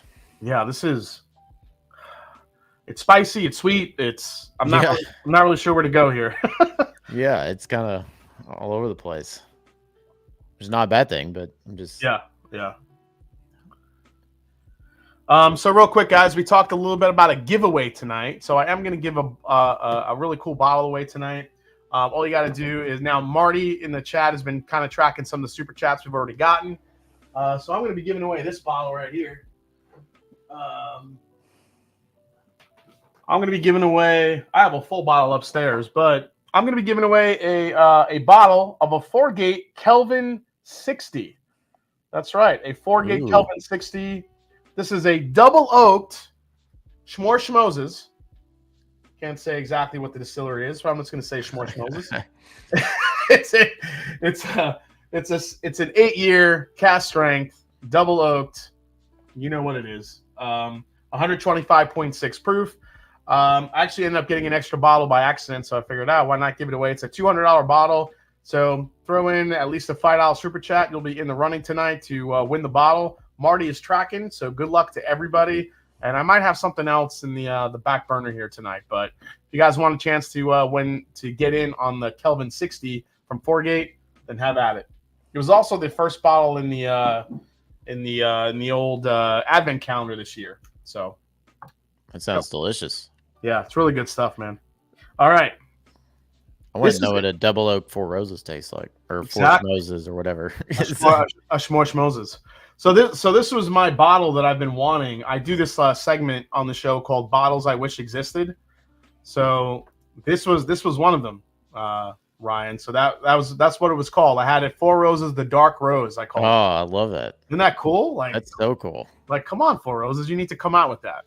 Yeah, come on, Brent. You can do that. Come on, Brent, you can do that. This was another one I had created. People thought this was real when I showed this one. Double oak cask strength. Yeah. I love that. Woodford. And they got mad at me because they thought it was a real thing. But this is not real. So everyone's watching. These are just bottles I made up. These are not real. Yeah. You get cease and desist letter. Yeah, exactly. You also have an Elijah Craig barrel proof rye, which I thought would be kind of cool. And I may have another one for you tonight with my prediction, but we'll hold off on that. Okay.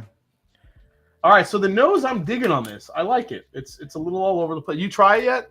I haven't tried it yet. I mean, I'm trying to wrap my head around the nose. There's a lot of citrus. There's like a little menthol. You know, there's some brown sugar. There's some baking spices. I definitely think there's some rye in here. I'm not sure if it's a burrye or. Yeah, there's a lot of things going on, but I'm not that it's a bad thing. I'm digging the nose. All right, cheers, man. Let's try it.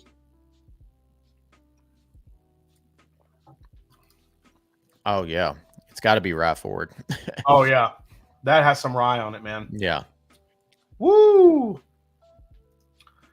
Count me in. It says Red 5 standing by. William Hall, Keith Thompson. What's the best bourbon you have ever tried? Says William. Oh my God. That's loaded. That's a loaded question, dude. As a Schmore Schmoses fan, I've been trying to find one of those. There you go. Ben Chrisman. Yeah, good luck to everybody. 'Tis the season, wishing you a happy holidays. Absolutely, Paul Weck. Yeah, that Kelvin 60 is so good, says Big Vic. Big Rigged. Lana Magoo says, for the Grinch. Awesome. Best and a ton of dried cherries, cranberries. It's got you getting like a little bit of a dusty funk on it too? There is, yeah. Yeah. I was going to say it's got kind of that maltiness, not malt, but, mothballiness. Yeah, it's a little bit like a maltballiness. Like musty, earthy kind of flavor, but like I'm really getting that like dried cranberry, dried fruit. Cherry note, but then there's something like dusty in here, like something older. Yeah, and then that menthol-y kind of flavors on the finish. I don't know. I feel like this blend contains it's some sort of like a bourbon rye blend, but there's a touch of something old in here. Like when I say old, I mean like something like in maybe a 70s, 80s type bourbon in here. Yeah, or something like that. Right? Yeah, it tastes like a MGP rye with like a dusty turkey or something. Yeah. Best bourbon I've ever tasted. I'll probably, if I could remember something, and this is probably, I think bourbon has a lot to do also with the experience. No doubt. It's where you are. And who you're with and where you are. If I'm sitting alone in my whiskey room, I could rattle off 100 different bottles that I think, were really good. But I think the best whiskey I've ever had, it was the first time I was ever in the Wild Turkey Warehouse A, I was doing my first pick there, and I got to try a wild turkey at cast strength. And I remember Bruce thieving this out of the barrel, and it was actually what ended up being, I think it ended up being Cornerstone, which is that high-end rye. Yeah. And I remember him thieving. He's like, I can't tell you what it is quite yet, but try it. And he thieved this right out of the barrel, and I got to try it, and it absolutely blew my mind. Wild turkey rye is like, every time we go there, and Bruce is like, after we do a barrel pick, and he's like, all right, let's go try some rye. I'm like, damn, I just want this. On the flip side of that, speaking of Sagamore Spirit, I was in Brian Tracy's office when he was at Sagamore, and he introduced me to a very, very special bottle of rye whiskey that he had. It's funny, too, because you're saying, like, the best bourbon I've ever tasted, and I brought up 2 ryes.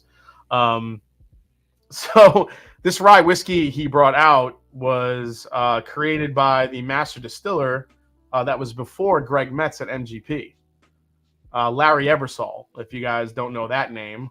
He's an absolute legend in just kind of in the insider. I mean, I think he's been paramount in doing a lot of consultations and a lot of different things in the whiskey space that a lot of people don't know about. Larry Ebersol is an absolute genius.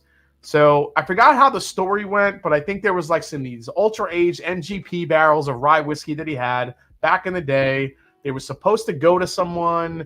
They didn't all go to that person. They got kind of left behind. So Larry Ebersol basically took these rye whiskeys and made his own proprietary blend, bottled it, and he had some I think it was just called like a Larry Ebersol's rye whiskey. If Brian Tracy, if you're still in the chat and you could kind of reiterate the story or tell us exactly what was in that bottle, that was the greatest rye whiskey I've ever probably had in my life. Damn, I'm pissed at Brian Tracy now. He didn't let me try that shit. You're talking about like 16 to 20-year-old rye whiskey distilled at NGP back in, what, the 80s, 90s? Yeah. It was unfreaking real. It's the Maryland Heritage Series. No, I'm kidding. No. It was ridiculous, though. It was easily, I could tell you that was probably the best rye I've had, for sure. What's fascinating is, your pick 2 ryes, and the best whiskey I ever had was actually a rye at Bill Thomas's house, who owns Jack Rose. I was at his house, and he has, literally 10,000 bottles in his house. And he's like, what do you want? And I was like, God, I have no idea. There's so much to choose, and I was like, just pick me what you think's best. He goes upstairs. He's like, I had to pull this underneath my bed. It was the very first Van Winkle rye. It was bought in like 1999, green glass. Wow. Rye. And I think it's a medley rye, but my God, it was like, and it's too, I'm at Bill Thomas's house. We just left Jack Rose's. I'm in the moment. But to me, that was the best whiskey I've ever tasted. It was just so good. Yeah, I would probably put Chessman up there. Chessmans are good. I would probably put Chessman up there. Probably the first time I ever had, I had like one of the first George T. Staggs. That was as far as like an impressionable like bourbon I'm trying to think of. There's been some really cool experiences when you kind of, coincide it with. I think the first time I hung out with, like, one of the times I hung out with Dusty Dan, he brought a 19, it was a pre-prohibition. I think it was like a bourbon from like 1913, and I got to try that, and that blew me away how good it was. I really thought it was going to taste like shit, and it was amazing. So, yeah. All right, let's go to number B, or letter B. Did I just say number B? Number B, right. I did say number B. Yeah, it's okay. I'm talking a lot here. Okay. Ooh, I like this nose. Very fruity. Oh, this is good. Yeah. This is all, again, I'm getting like that juicy fruit gum note. Yeah. Oh, just tons of vibrant fruit. A lot of vanilla too. It's all coated in like vanilla extract. Yeah, that juicy fruit note. You nailed it. Yep. William, so the other guy in this live is the master blender of Pursuit United. Yeah, William, that's the other guy. That's the other guy. That's master spreadsheet. Oh, man. Oh, man. Yeah, it's got... Yeah, the nose in this is fantastic. Yeah. I could nose this. Make a candle or body wash out of this. That'd be Body wash. All right, let's try it. I hope it's as good on the palate.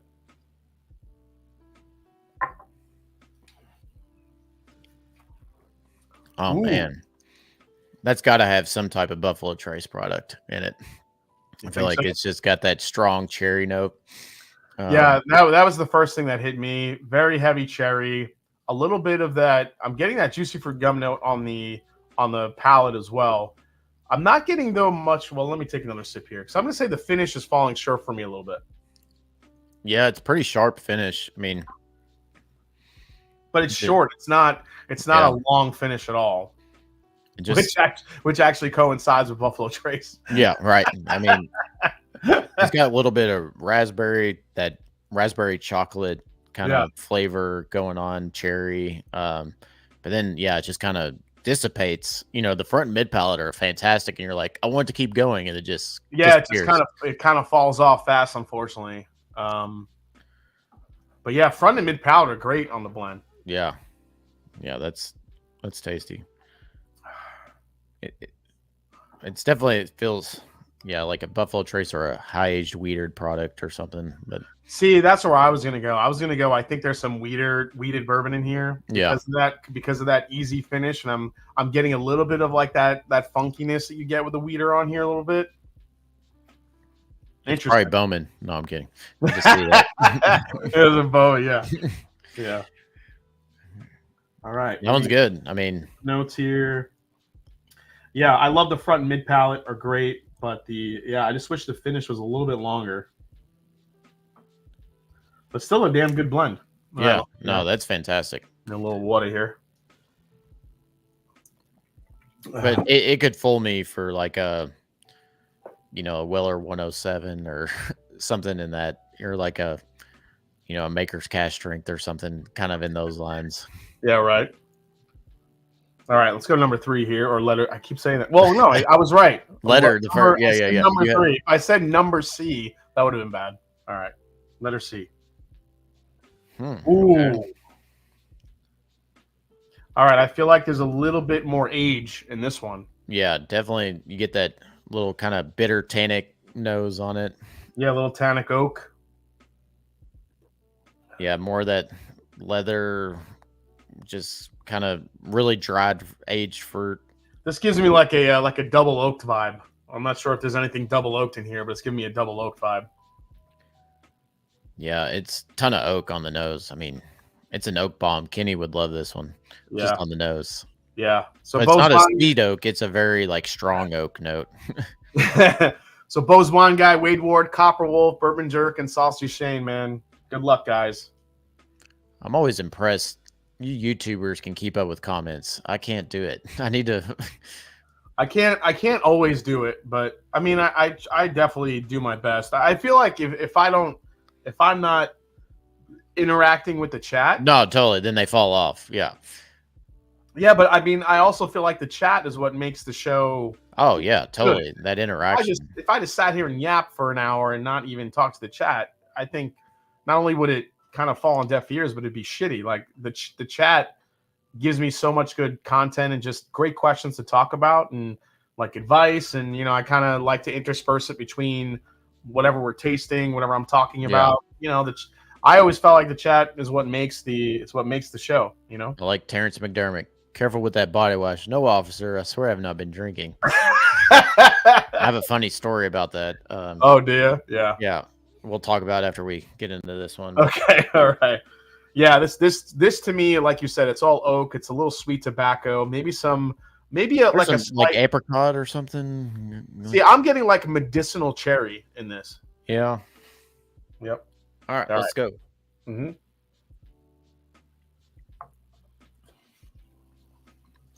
Oh, that's good. Ooh, that's nice. That's really nice. Oh man. There's something weird on the finish though. Bourbon Jerk. Thanks, man. I know I gotta keep scrolling. I want to keep up with the comments. The MashNDrum, ask him what he looks for with blending when he does it. Perhaps. Yeah, we talked a little bit about that before, about his blending. about your ideology when it comes to Yeah. how you blend now, and it really, I think what we spoke about is it's really Ryan's understanding of the barrels that he's working with more and more and more as he's gone through the years of this. Yeah, and real quickly, there's basically 4 generic flavor Yeah. profiles I'm looking for. I'm looking for sweet barrels, fruity barrels, spicy barrels, and oaky barrels. And I know that sweet and fruity will change the blend less and less. Oaky and spicy barrels, a little goes a long way. And so you have to really use those 4 flavor profiles and understanding how they work together. And so that's kind of how I've kind of developed my philosophy around it. Obviously, when you taste barrel, there's more flavors than that, but the predominant flavors, I look for those 4 specific flavor profiles. Jason, Knob Creek 15 or Knob Creek 12 year? 12. 12. Yeah, Hands down. 15. I think 15's okay. Yeah. I had a very bad experience with 15. I hated mine. There's a lot of batch variation apparently, and I'm sure Top Shelf Dustin will comment here because apparently he had a really good 15, but mine felt like I was licking a tree when I got that bourbon. So I say 12 year all day long. Yeah, this one's good. I mean, it's almost got some like yak flavors in it. You know? Dude, yeah, this is like it's got some Armagnac flavors. a little funky. Yeah, it's like earthy, but it's got those in a rich good tobacco, leather, dried fruits. I mean, this has like that. I got cocoa powder on the back of this. Yeah, this one's complex. I mean, every time you sip it, it just keeps evolving. Ooh. This one's pretty solid. Dude, that's really good. That's I think that might be the best blend we've had tonight. Yeah, so far it's definitely the most rounded, most complex. Layers of flavor, really well done. Yeah, that's a really, really good one. How about the Knob Creek 12-year cast strength? Thoughts? Aaron G, if you could find it, it's an immediate buy. The problem is that it's just not around very much. I don't even know how many they release of that one. But the Knob Creek 12-year cast strength, I think would be on a lot of top, lists each year if there was just more of it. You just don't see it very often. Yeah, I have one bottle that I've been nursing for like over a year. I'm like afraid to drink it all. I don't know when I'll see that bottle again. Yeah, but it makes me those days when we had those 13, 14 Knob Creek picks and like, God, those were special. Yeah, I have here. I'll show you the. Where's the cast strength here? Oh, here it is. And I see Rare Bird in the chat. I want to try one of your Anderson counties. Can you just send me like a thimble's worth of one of those? I'd love to try that. I have a bottle of the bourbon if you want me to send you some too. Yeah, I've heard so many good things. Dude, it's delicious. I mean, there's no doubt about it. I did a video on it. I'll be honest, I hate the friggin' price of it, but I obviously want to support David because he's been, I kind of look up to him but it's cast strength turkey at high age. I mean, cast strength. Get that. Yeah, I mean, and on a private label, that's unheard of. Yeah, it's unheard of. So you're kind of paying for the rarity, you're paying for the age of it, but I definitely want to try the rye too. So send me 2 thimbles. I've never tried the rye yet. So Rambert, if you have any of the rye left, let me know. Everyone's saying the bourbon's very good, but the rye is even better. So I would love to try the rye. If none of you have ever seen the Knob Creek 12-year cast strength, look, it exists. That is the bottle right there. I haven't seen those in the wild at all. Yeah, it has. But I'm in Kentucky where everything is camped for and gobbled up. Yeah, like it has a big old cast strength right there on the bottom of the label. So it does exist. I just don't know why they haven't released more of this. So maybe next year. Rare Bird says it's ridiculous. Yeah, that's what I heard. I heard it is ridiculous. All right, let's go to letter D here. Glad you said letter. You got it right. I got it right this time. Ooh. Okay. This one's throwing me for a loop. Yeah, I'm not really sure what's going on in this class.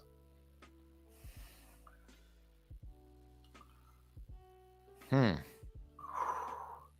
almost like a chalky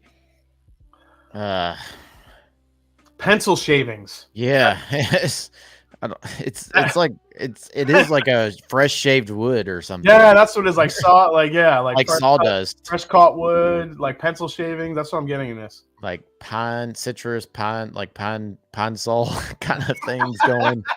Not things you typically look for. Yeah.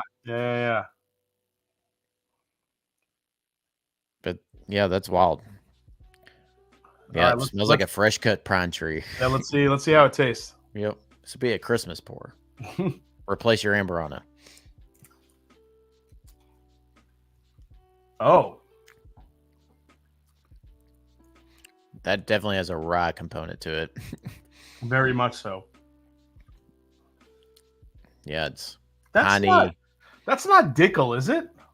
I mean, there is like if somebody blends with Dickel, that's fucking brave. Just saying now, that's some brave shit. The case. I mean, on the finish it does, but the front palate to me feels like a piney, citrusy rye. But the back palate definitely has that Dickel oak, with that obviously that orangey, orange chocolate kind of. That's Grand what it Marnier kind of flavor. That's what it is. The back end is all orange and chocolate. That's really good. Yeah. I love the finish on this. The finish on this is the best part, easily. Yeah. The front kind of is like, okay, this tastes like a piney kind of rye, but then that finish is money. Dude, the finish on this is magical. Yeah. I love this blend just on the finish alone. This thing's incredible. And it's hard coming off C because C was so balanced. C was so like those classic aged bourbon notes that you go to D and it's like, okay, this throws you way off. Yeah, Saucy Shane. I mean, I know the name of your blend, but I mean, I'm not allowing that to kind of like curb. I don't know if that's your blend or not. Remember, these are poured blind for me, as well as the samples are made blind for Ryan. So yeah, I have no idea what I'm drinking. Yeah. So I have numbers and letters. No, yeah, Rarebird 101. I've had some fantastic Dickel. Folks that poop on Dickel haven't tasted enough Dickel. I agree, Rarebird. David, I think that there have been some fantastic high age. Those $65 George Dickel single barrels are absolutely delicious if you find the right one, and they're the right proof. Now, if you find them when they're at like 86, 90 proof, because they do go that low, I always say avoid those. But when you find the ones that are like 104 proof, that are that high age, they like Ryan said, they get into like this Grand Marnier chocolate orange flavor that is absolutely delicious. I mean, maybe some of that minerality is there, but it's not as harsh because of the higher proof. So there you go. Yeah. So I mean, hell, we started our whole brand on Dickel, and Dickel is one of those fascinating things at 9 to like 14 years. It really has this like really like nutty, Grand Marnier, just I don't know. It's a really rich, decadent whiskey that we really enjoyed. So but I think this is a very good blend, but there's you got a lot of great stuff happening on the back end of this. Kind of like J-Lo. Just a lot of stuff great on the back end. That's a great. The more I sip it, the more I like it. It's just it was tough coming off C to go to that. It was a totally like palate refresh to really appreciate this one. But there are some really good things happening in this blend though. The finish on this is amazing. It just keeps going. I love it. Costco used to sell these packs at Christmas. They were like these, these chocolates filled with like liqueurs in them. Yeah, and it tastes like the chocolate filled with Grand Marnier. Oh yeah, I could see that. Yeah. All right, let me take my notes here. Amazing finish. Whoever blended that probably knows that I love like a long finish. So if that's what they were blending for, you nailed it. All right, last one. Shane said definitely his blend. Oh, he says it's his. Okay, let's go to letter E here. Here we go. He must put Dickel in it. Maybe he did.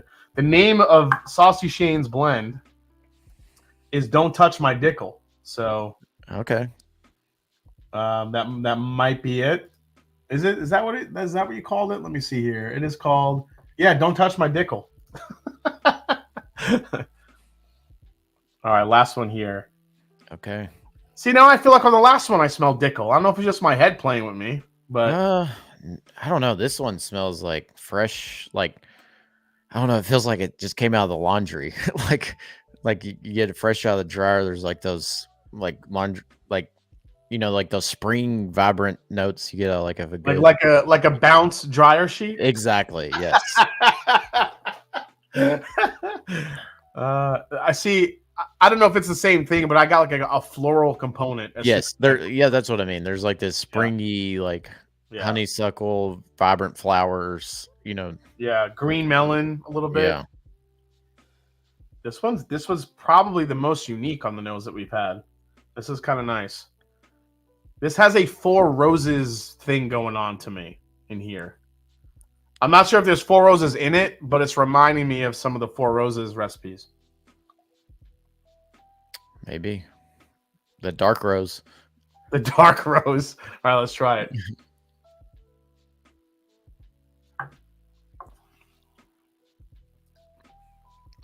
Ooh, that's good too. Ooh. That's rich. It is rich. And it has like a little, I don't know if you're getting this, like a little hint of charcoal on the back end. Mm-hmm.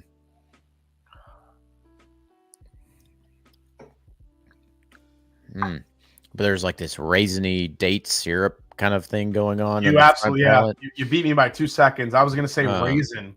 I'm getting raisin in this all day long. Yeah, it's like rich, decadent. The mouth feels great. I mean, it's gooey.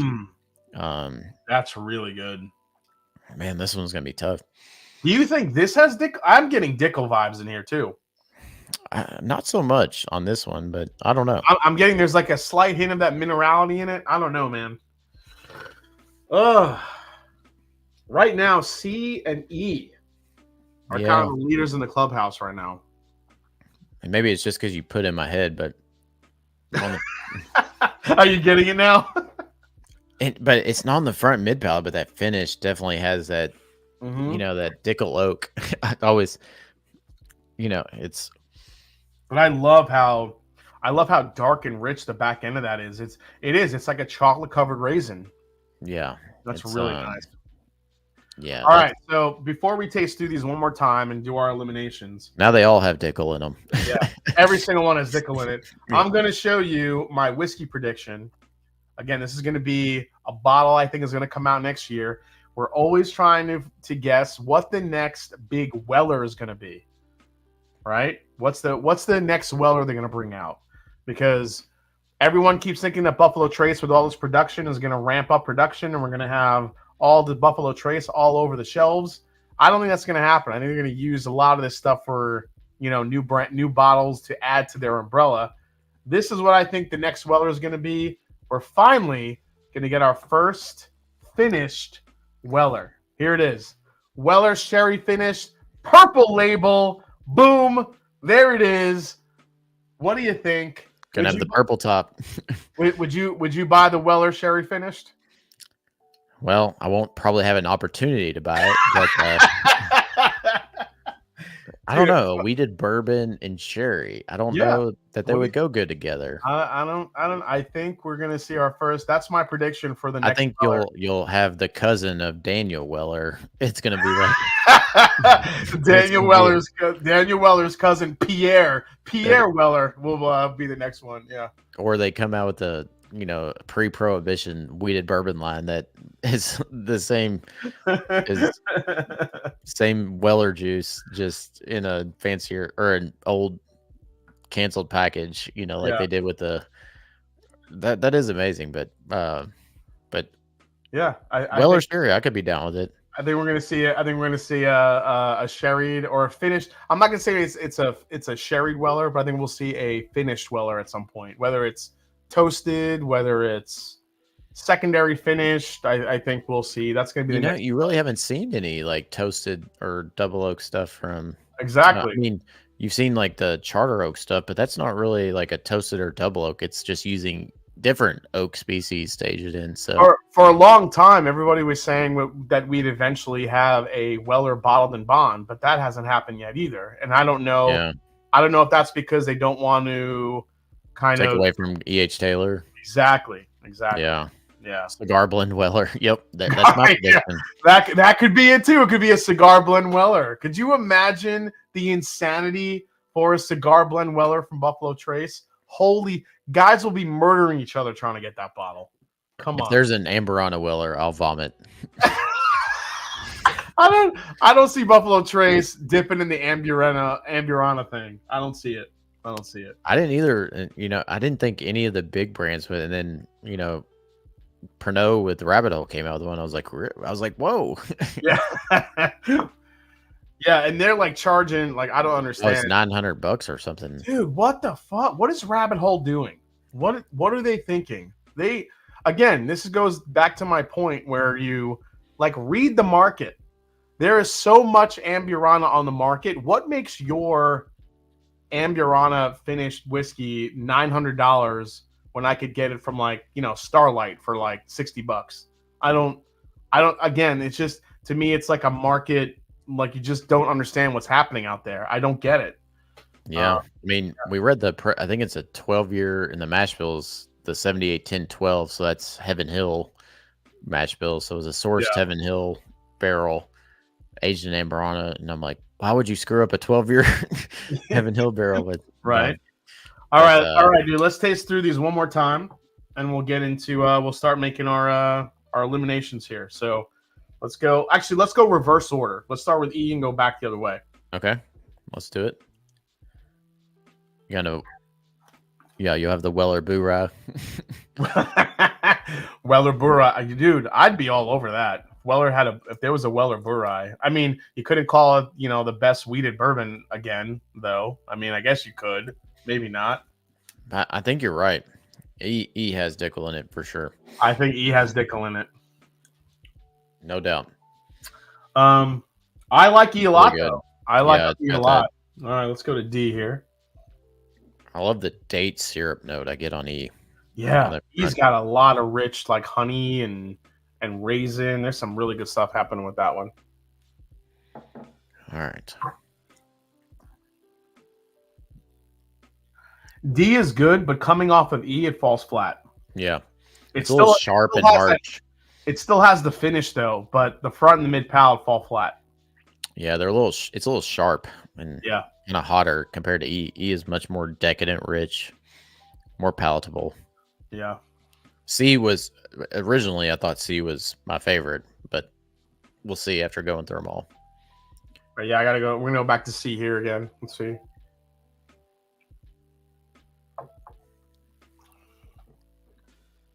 Yeah, C still might be my favorite. Yeah, that's so good. C is so good. It's so balanced. It's sweet. Oh man, that thing is amazing. That's a fantastic blend. Yeah, you look on the bourbon wheel, and you could pick out a lot of things. Yeah, just spin the wheel and pick a lane, and you'll find it in this one. It has kind of like, and I'm not comparing it to it, but it kind of has like King of Kentucky, like similar, like just like that. Those just so deep woody characteristics about it. But it's also incredibly it's very delicately sweet. Yeah, it's kind of nice to balance it out. And it has like that almost like I think I've mentioned before, that Armagnac kind of notes to it. Yeah. All right, back to B, which we said we loved the front of the front of the palate, but it had a wheater bourbon, right? It didn't have a big finish here though. It's the Weller sherry finished. It's the Dan Weller, not the Daniel, but Dan. I mean, this B would be like a solid everyday drinker for me. It's really good. It is very good. Yeah, it does. I mean, you said immediately you think there's some Buffalo Trace in here, and you still feel that? I do. There's just because of that strong cherry note. We're gonna find out here. But yeah, the finish just dies for me. I mean, I love it. Just love it. Flat. Love it on the front. Love the mid palate. The finish just dies, unfortunately. And I don't know if that's just a symptom of it, sitting and kind of, you know, kind of just like mingling for too long. But yeah, that could be it. Yeah, guys, if you haven't done a super chat yet, I'm giving away a bottle of Foregate Kelvin friggin' 60. That's right. This is an 8-year double oaked. Let's just say it's the dark rose in a Foregate bottle. So, Weller corn whiskey from Top Shelf Dustin. Yep. All right, let's go back to A, which is kind of the dusty funk one, which I actually kind of dug this one. Yeah, it was kind of like that high rye dusty funk. Yeah, high rye dusty funk one. Conundrum. Mm-hmm. Man, I dig that one too. But again, it drinks light. It's a little bit mothball-y, unfortunately. I think I think the rye, to me, the rye is too strong. There's that little, but there's definitely a really strong rye note that off balances it. It's off balance. That's exactly what it is. I think I think the components are there, but it's just off balance. I think the proportions they're conflicting with each other. Yeah, it's fighting. I don't know whether it wants to be rye, whether it wants to be a dusty. It's just it's kind of exactly. All right, so I think C is an immediate yes, right? We're putting through C. C, no doubt, 100%. When it comes to the second place, which ones are you between? I love E, and I actually really like D as well. Yeah, I'm with you. I like C, D, and E. All right, so we have to eliminate between. So A and B are out. So we're gonna eliminate A and B. A is fighting each other, and B the finish is just too short. So when it comes to D and E, what do we have as far as? Man, these are Battle of the Dickles. These are Battle of the Dickles. It's going to be a sword fight. No pun intended. Oh, man. Ah, shit. That's so good. Oh, man. All right, I got pour a little more. All right. Okay. All right. Ah, the nose on D's. So good. Yeah, it really is. So is E. They're both good. Let's see. Right. Gotta pick D then. JG said sword fight. One more for the Dark Rose. There you go, Wandering Magoo. Let's do it, Brent. Do the Dark Rose. Dark Rose, man. Yeah, we need the Dark Rose.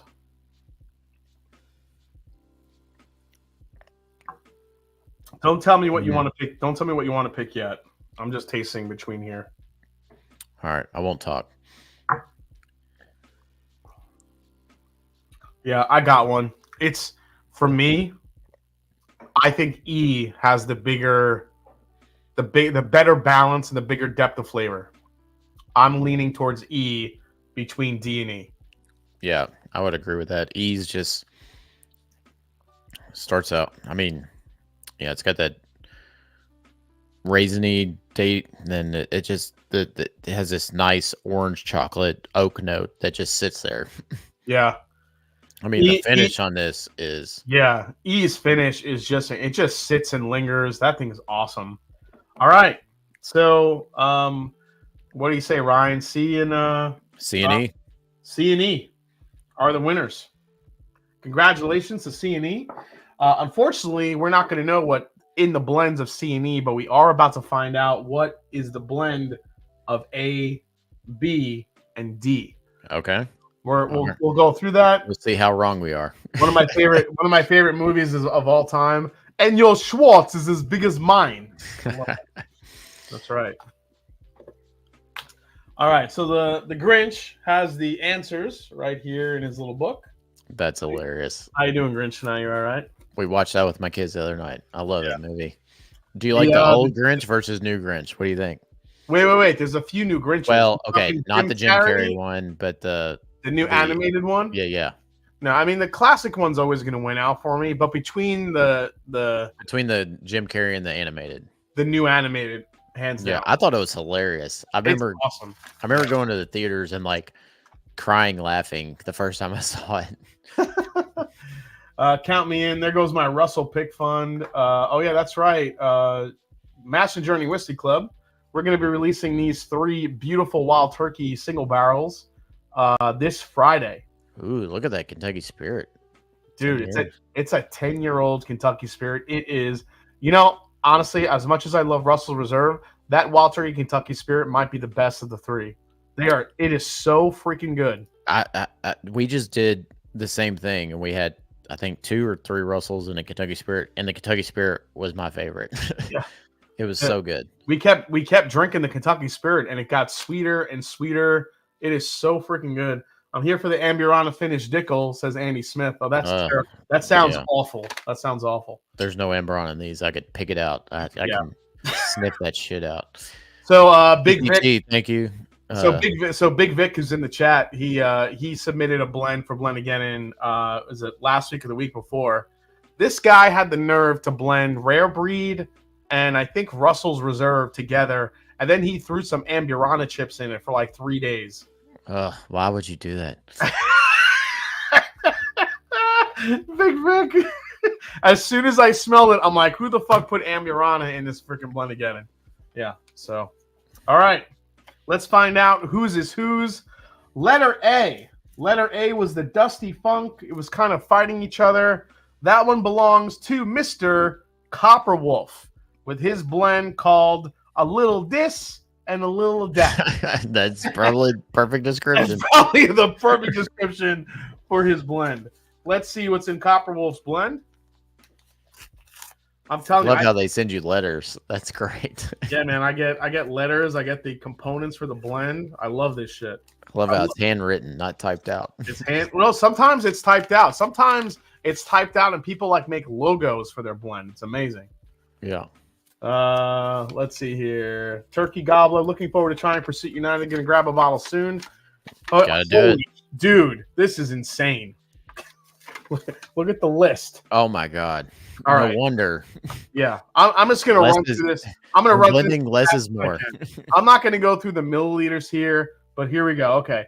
Four Roses Small Batch Select, Jack Daniels Bonded, Joseph Magnus Cigar Blend, Knob Creek 15 Year, Western Reserve Rye, Starlight Double Oak Rye, Journeyman Corsets Whips and Whiskey, Nulu Honey Finish Bourbon, Iron Root Hubris, Four-Gate Kelvin Collab. I think that says 4 or 3. Starlight Sherry Finished Bourbon, Old Limestone, what does that say? Kentucky something water. Oh, Old Limestone Kentucky mixing water. Wow. Holy shit. Yeah, don't do that. Yeah, I'm not sure what gave it that weird, funky, like dusty note, but there was a lot of shit going on in that. And this is what I would advise, because we've had some people, because we have the 6 bourbons and the 2 ryes, and they taste the bourbons and they taste rye, and they're like, oh, I want to do a blend. Yeah. The problem is when you blend bourbon and rye, and I think you experienced this too. We did this once, and you were like, oh, I'm just going to blend them together. Like, nope, that sucks. Rye, to me, I get so much rye on the front of that, and then rye will overpower any blend. So you have to use it very minimally in any blend. So yeah, for sure. So there's some blending advice for everybody. Take it to heart. Hey, all right. Justin, thank you. Loves the Pursuit United Sherry Rye finished. Yeah. TCT, thank you for, we do good barrel picks. We're too insecure to pick bad ones. So thank you. Yes, we are. We are too insecure. Yeah. All right. Letter B is the next one. Now, letter B, we thought collectively had some Buffalo Trace in it. We thought it was a really good blend, very sweet. Unfortunately, the finish just died. This one belongs to Bo's Wine Guy with his blend called Shelf Discovery. Okay. Cool name, by the way. I do like that. Shelf Discovery. Okay. Shelf Discovery. All right, so let's find out what's in his blend. Oh, dude, I think this dude made a spreadsheet. Kenny would be very proud. Oh man, look at this. Okay, Shelf Discovery. There's no Buffalo Trace at all in it. Oh, well, see, I said Purvis wrong. I knew it. So there is Barton, 1792 12-year in it. Okay. A Booker's Pigskin batch. That's the 2003 batch. And the Russell's Reserve single barrel shelfer. So we had a Russell's Reserve single barrel pick in there. Not a pick, but just a shelfer bottle in there.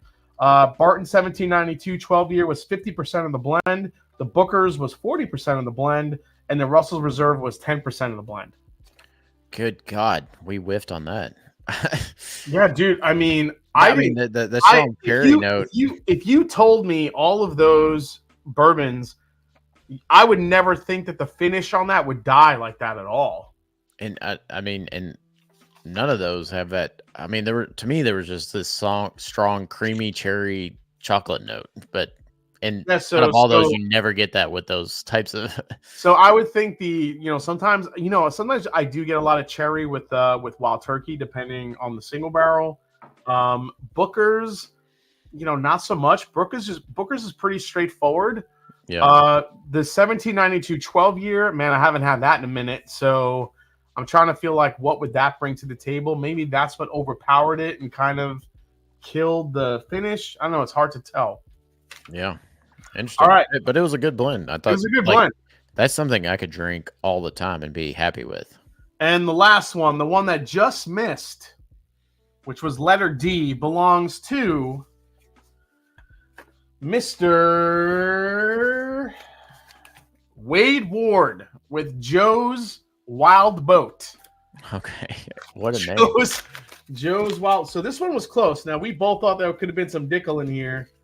Let's see if we were completely wrong. Let's see what's there has to be. If not, I suck. Yeah, we both suck because there's no freaking Dickel in it at all. But what is in this blend? 45%. The Prideful Goat, 115 proof. It's a rye whiskey. That's the rye whiskey. Where's the rye from? Indiana. I think Prideful Goat's Indiana. Yeah. Russell's Reserve single barrel, again, not a store pick. So this is the second time we've seen Russell Reserve come up. And then 10% of the blend to finish it off was a Joseph Magnus 100 proof. Joe's Wild Goat, I think you had the front and the back palate, but the finish just kind of, again, this is another thing where the finish has died off, I think, over time a little bit.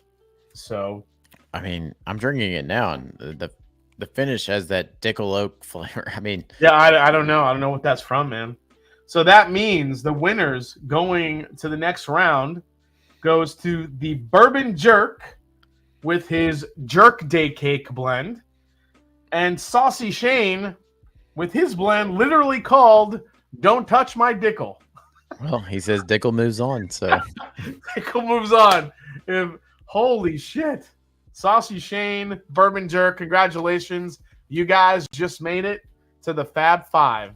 So, man, and that we have their two blends, which will not be revealed until they possibly get eliminated. Maybe they go on to the next round. Maybe they go on to the finals. I think the Bourbon Jerk, that letter C. Yeah, that could go. That could go far. That could go all the way. That has a shot. Yeah, that has a shot. So yeah, that one was great. All right, so before we sign off here, didn't you have one more prediction or something? Did we have a prediction? Or I thought you said you had one more. Maybe. No, I showed you the. Oh, that's right. That's right. The shared one. I do have a giveaway though. So, Mr. Whiskey knows how many do we have in the giveaway? Let's give away this 4-gate tonight. What do we got, buddy? Steve Johnson says, "Jerkin that Dickel." There you go. Ryan, I really have to thank you for coming on tonight. This is always a good time. I had a blast. I'm going to give you a little Buddy the Elf. I love you. I love you. I love you. Oh, man. I actually watched that on my flight home from Dallas on Sunday. Yeah. The Elf. I was like, I saw that. I was so pumped. I'm like, I love Elf. 92. Okay, so Ryan, pick a number between 1 and 92. What do you got? Oh, gosh. I'm going to go 12. My kid's birthday is on the 12th. 12. All right. Yep. Mr. Whiskey knows who is number 12. What do we got? Drum roll.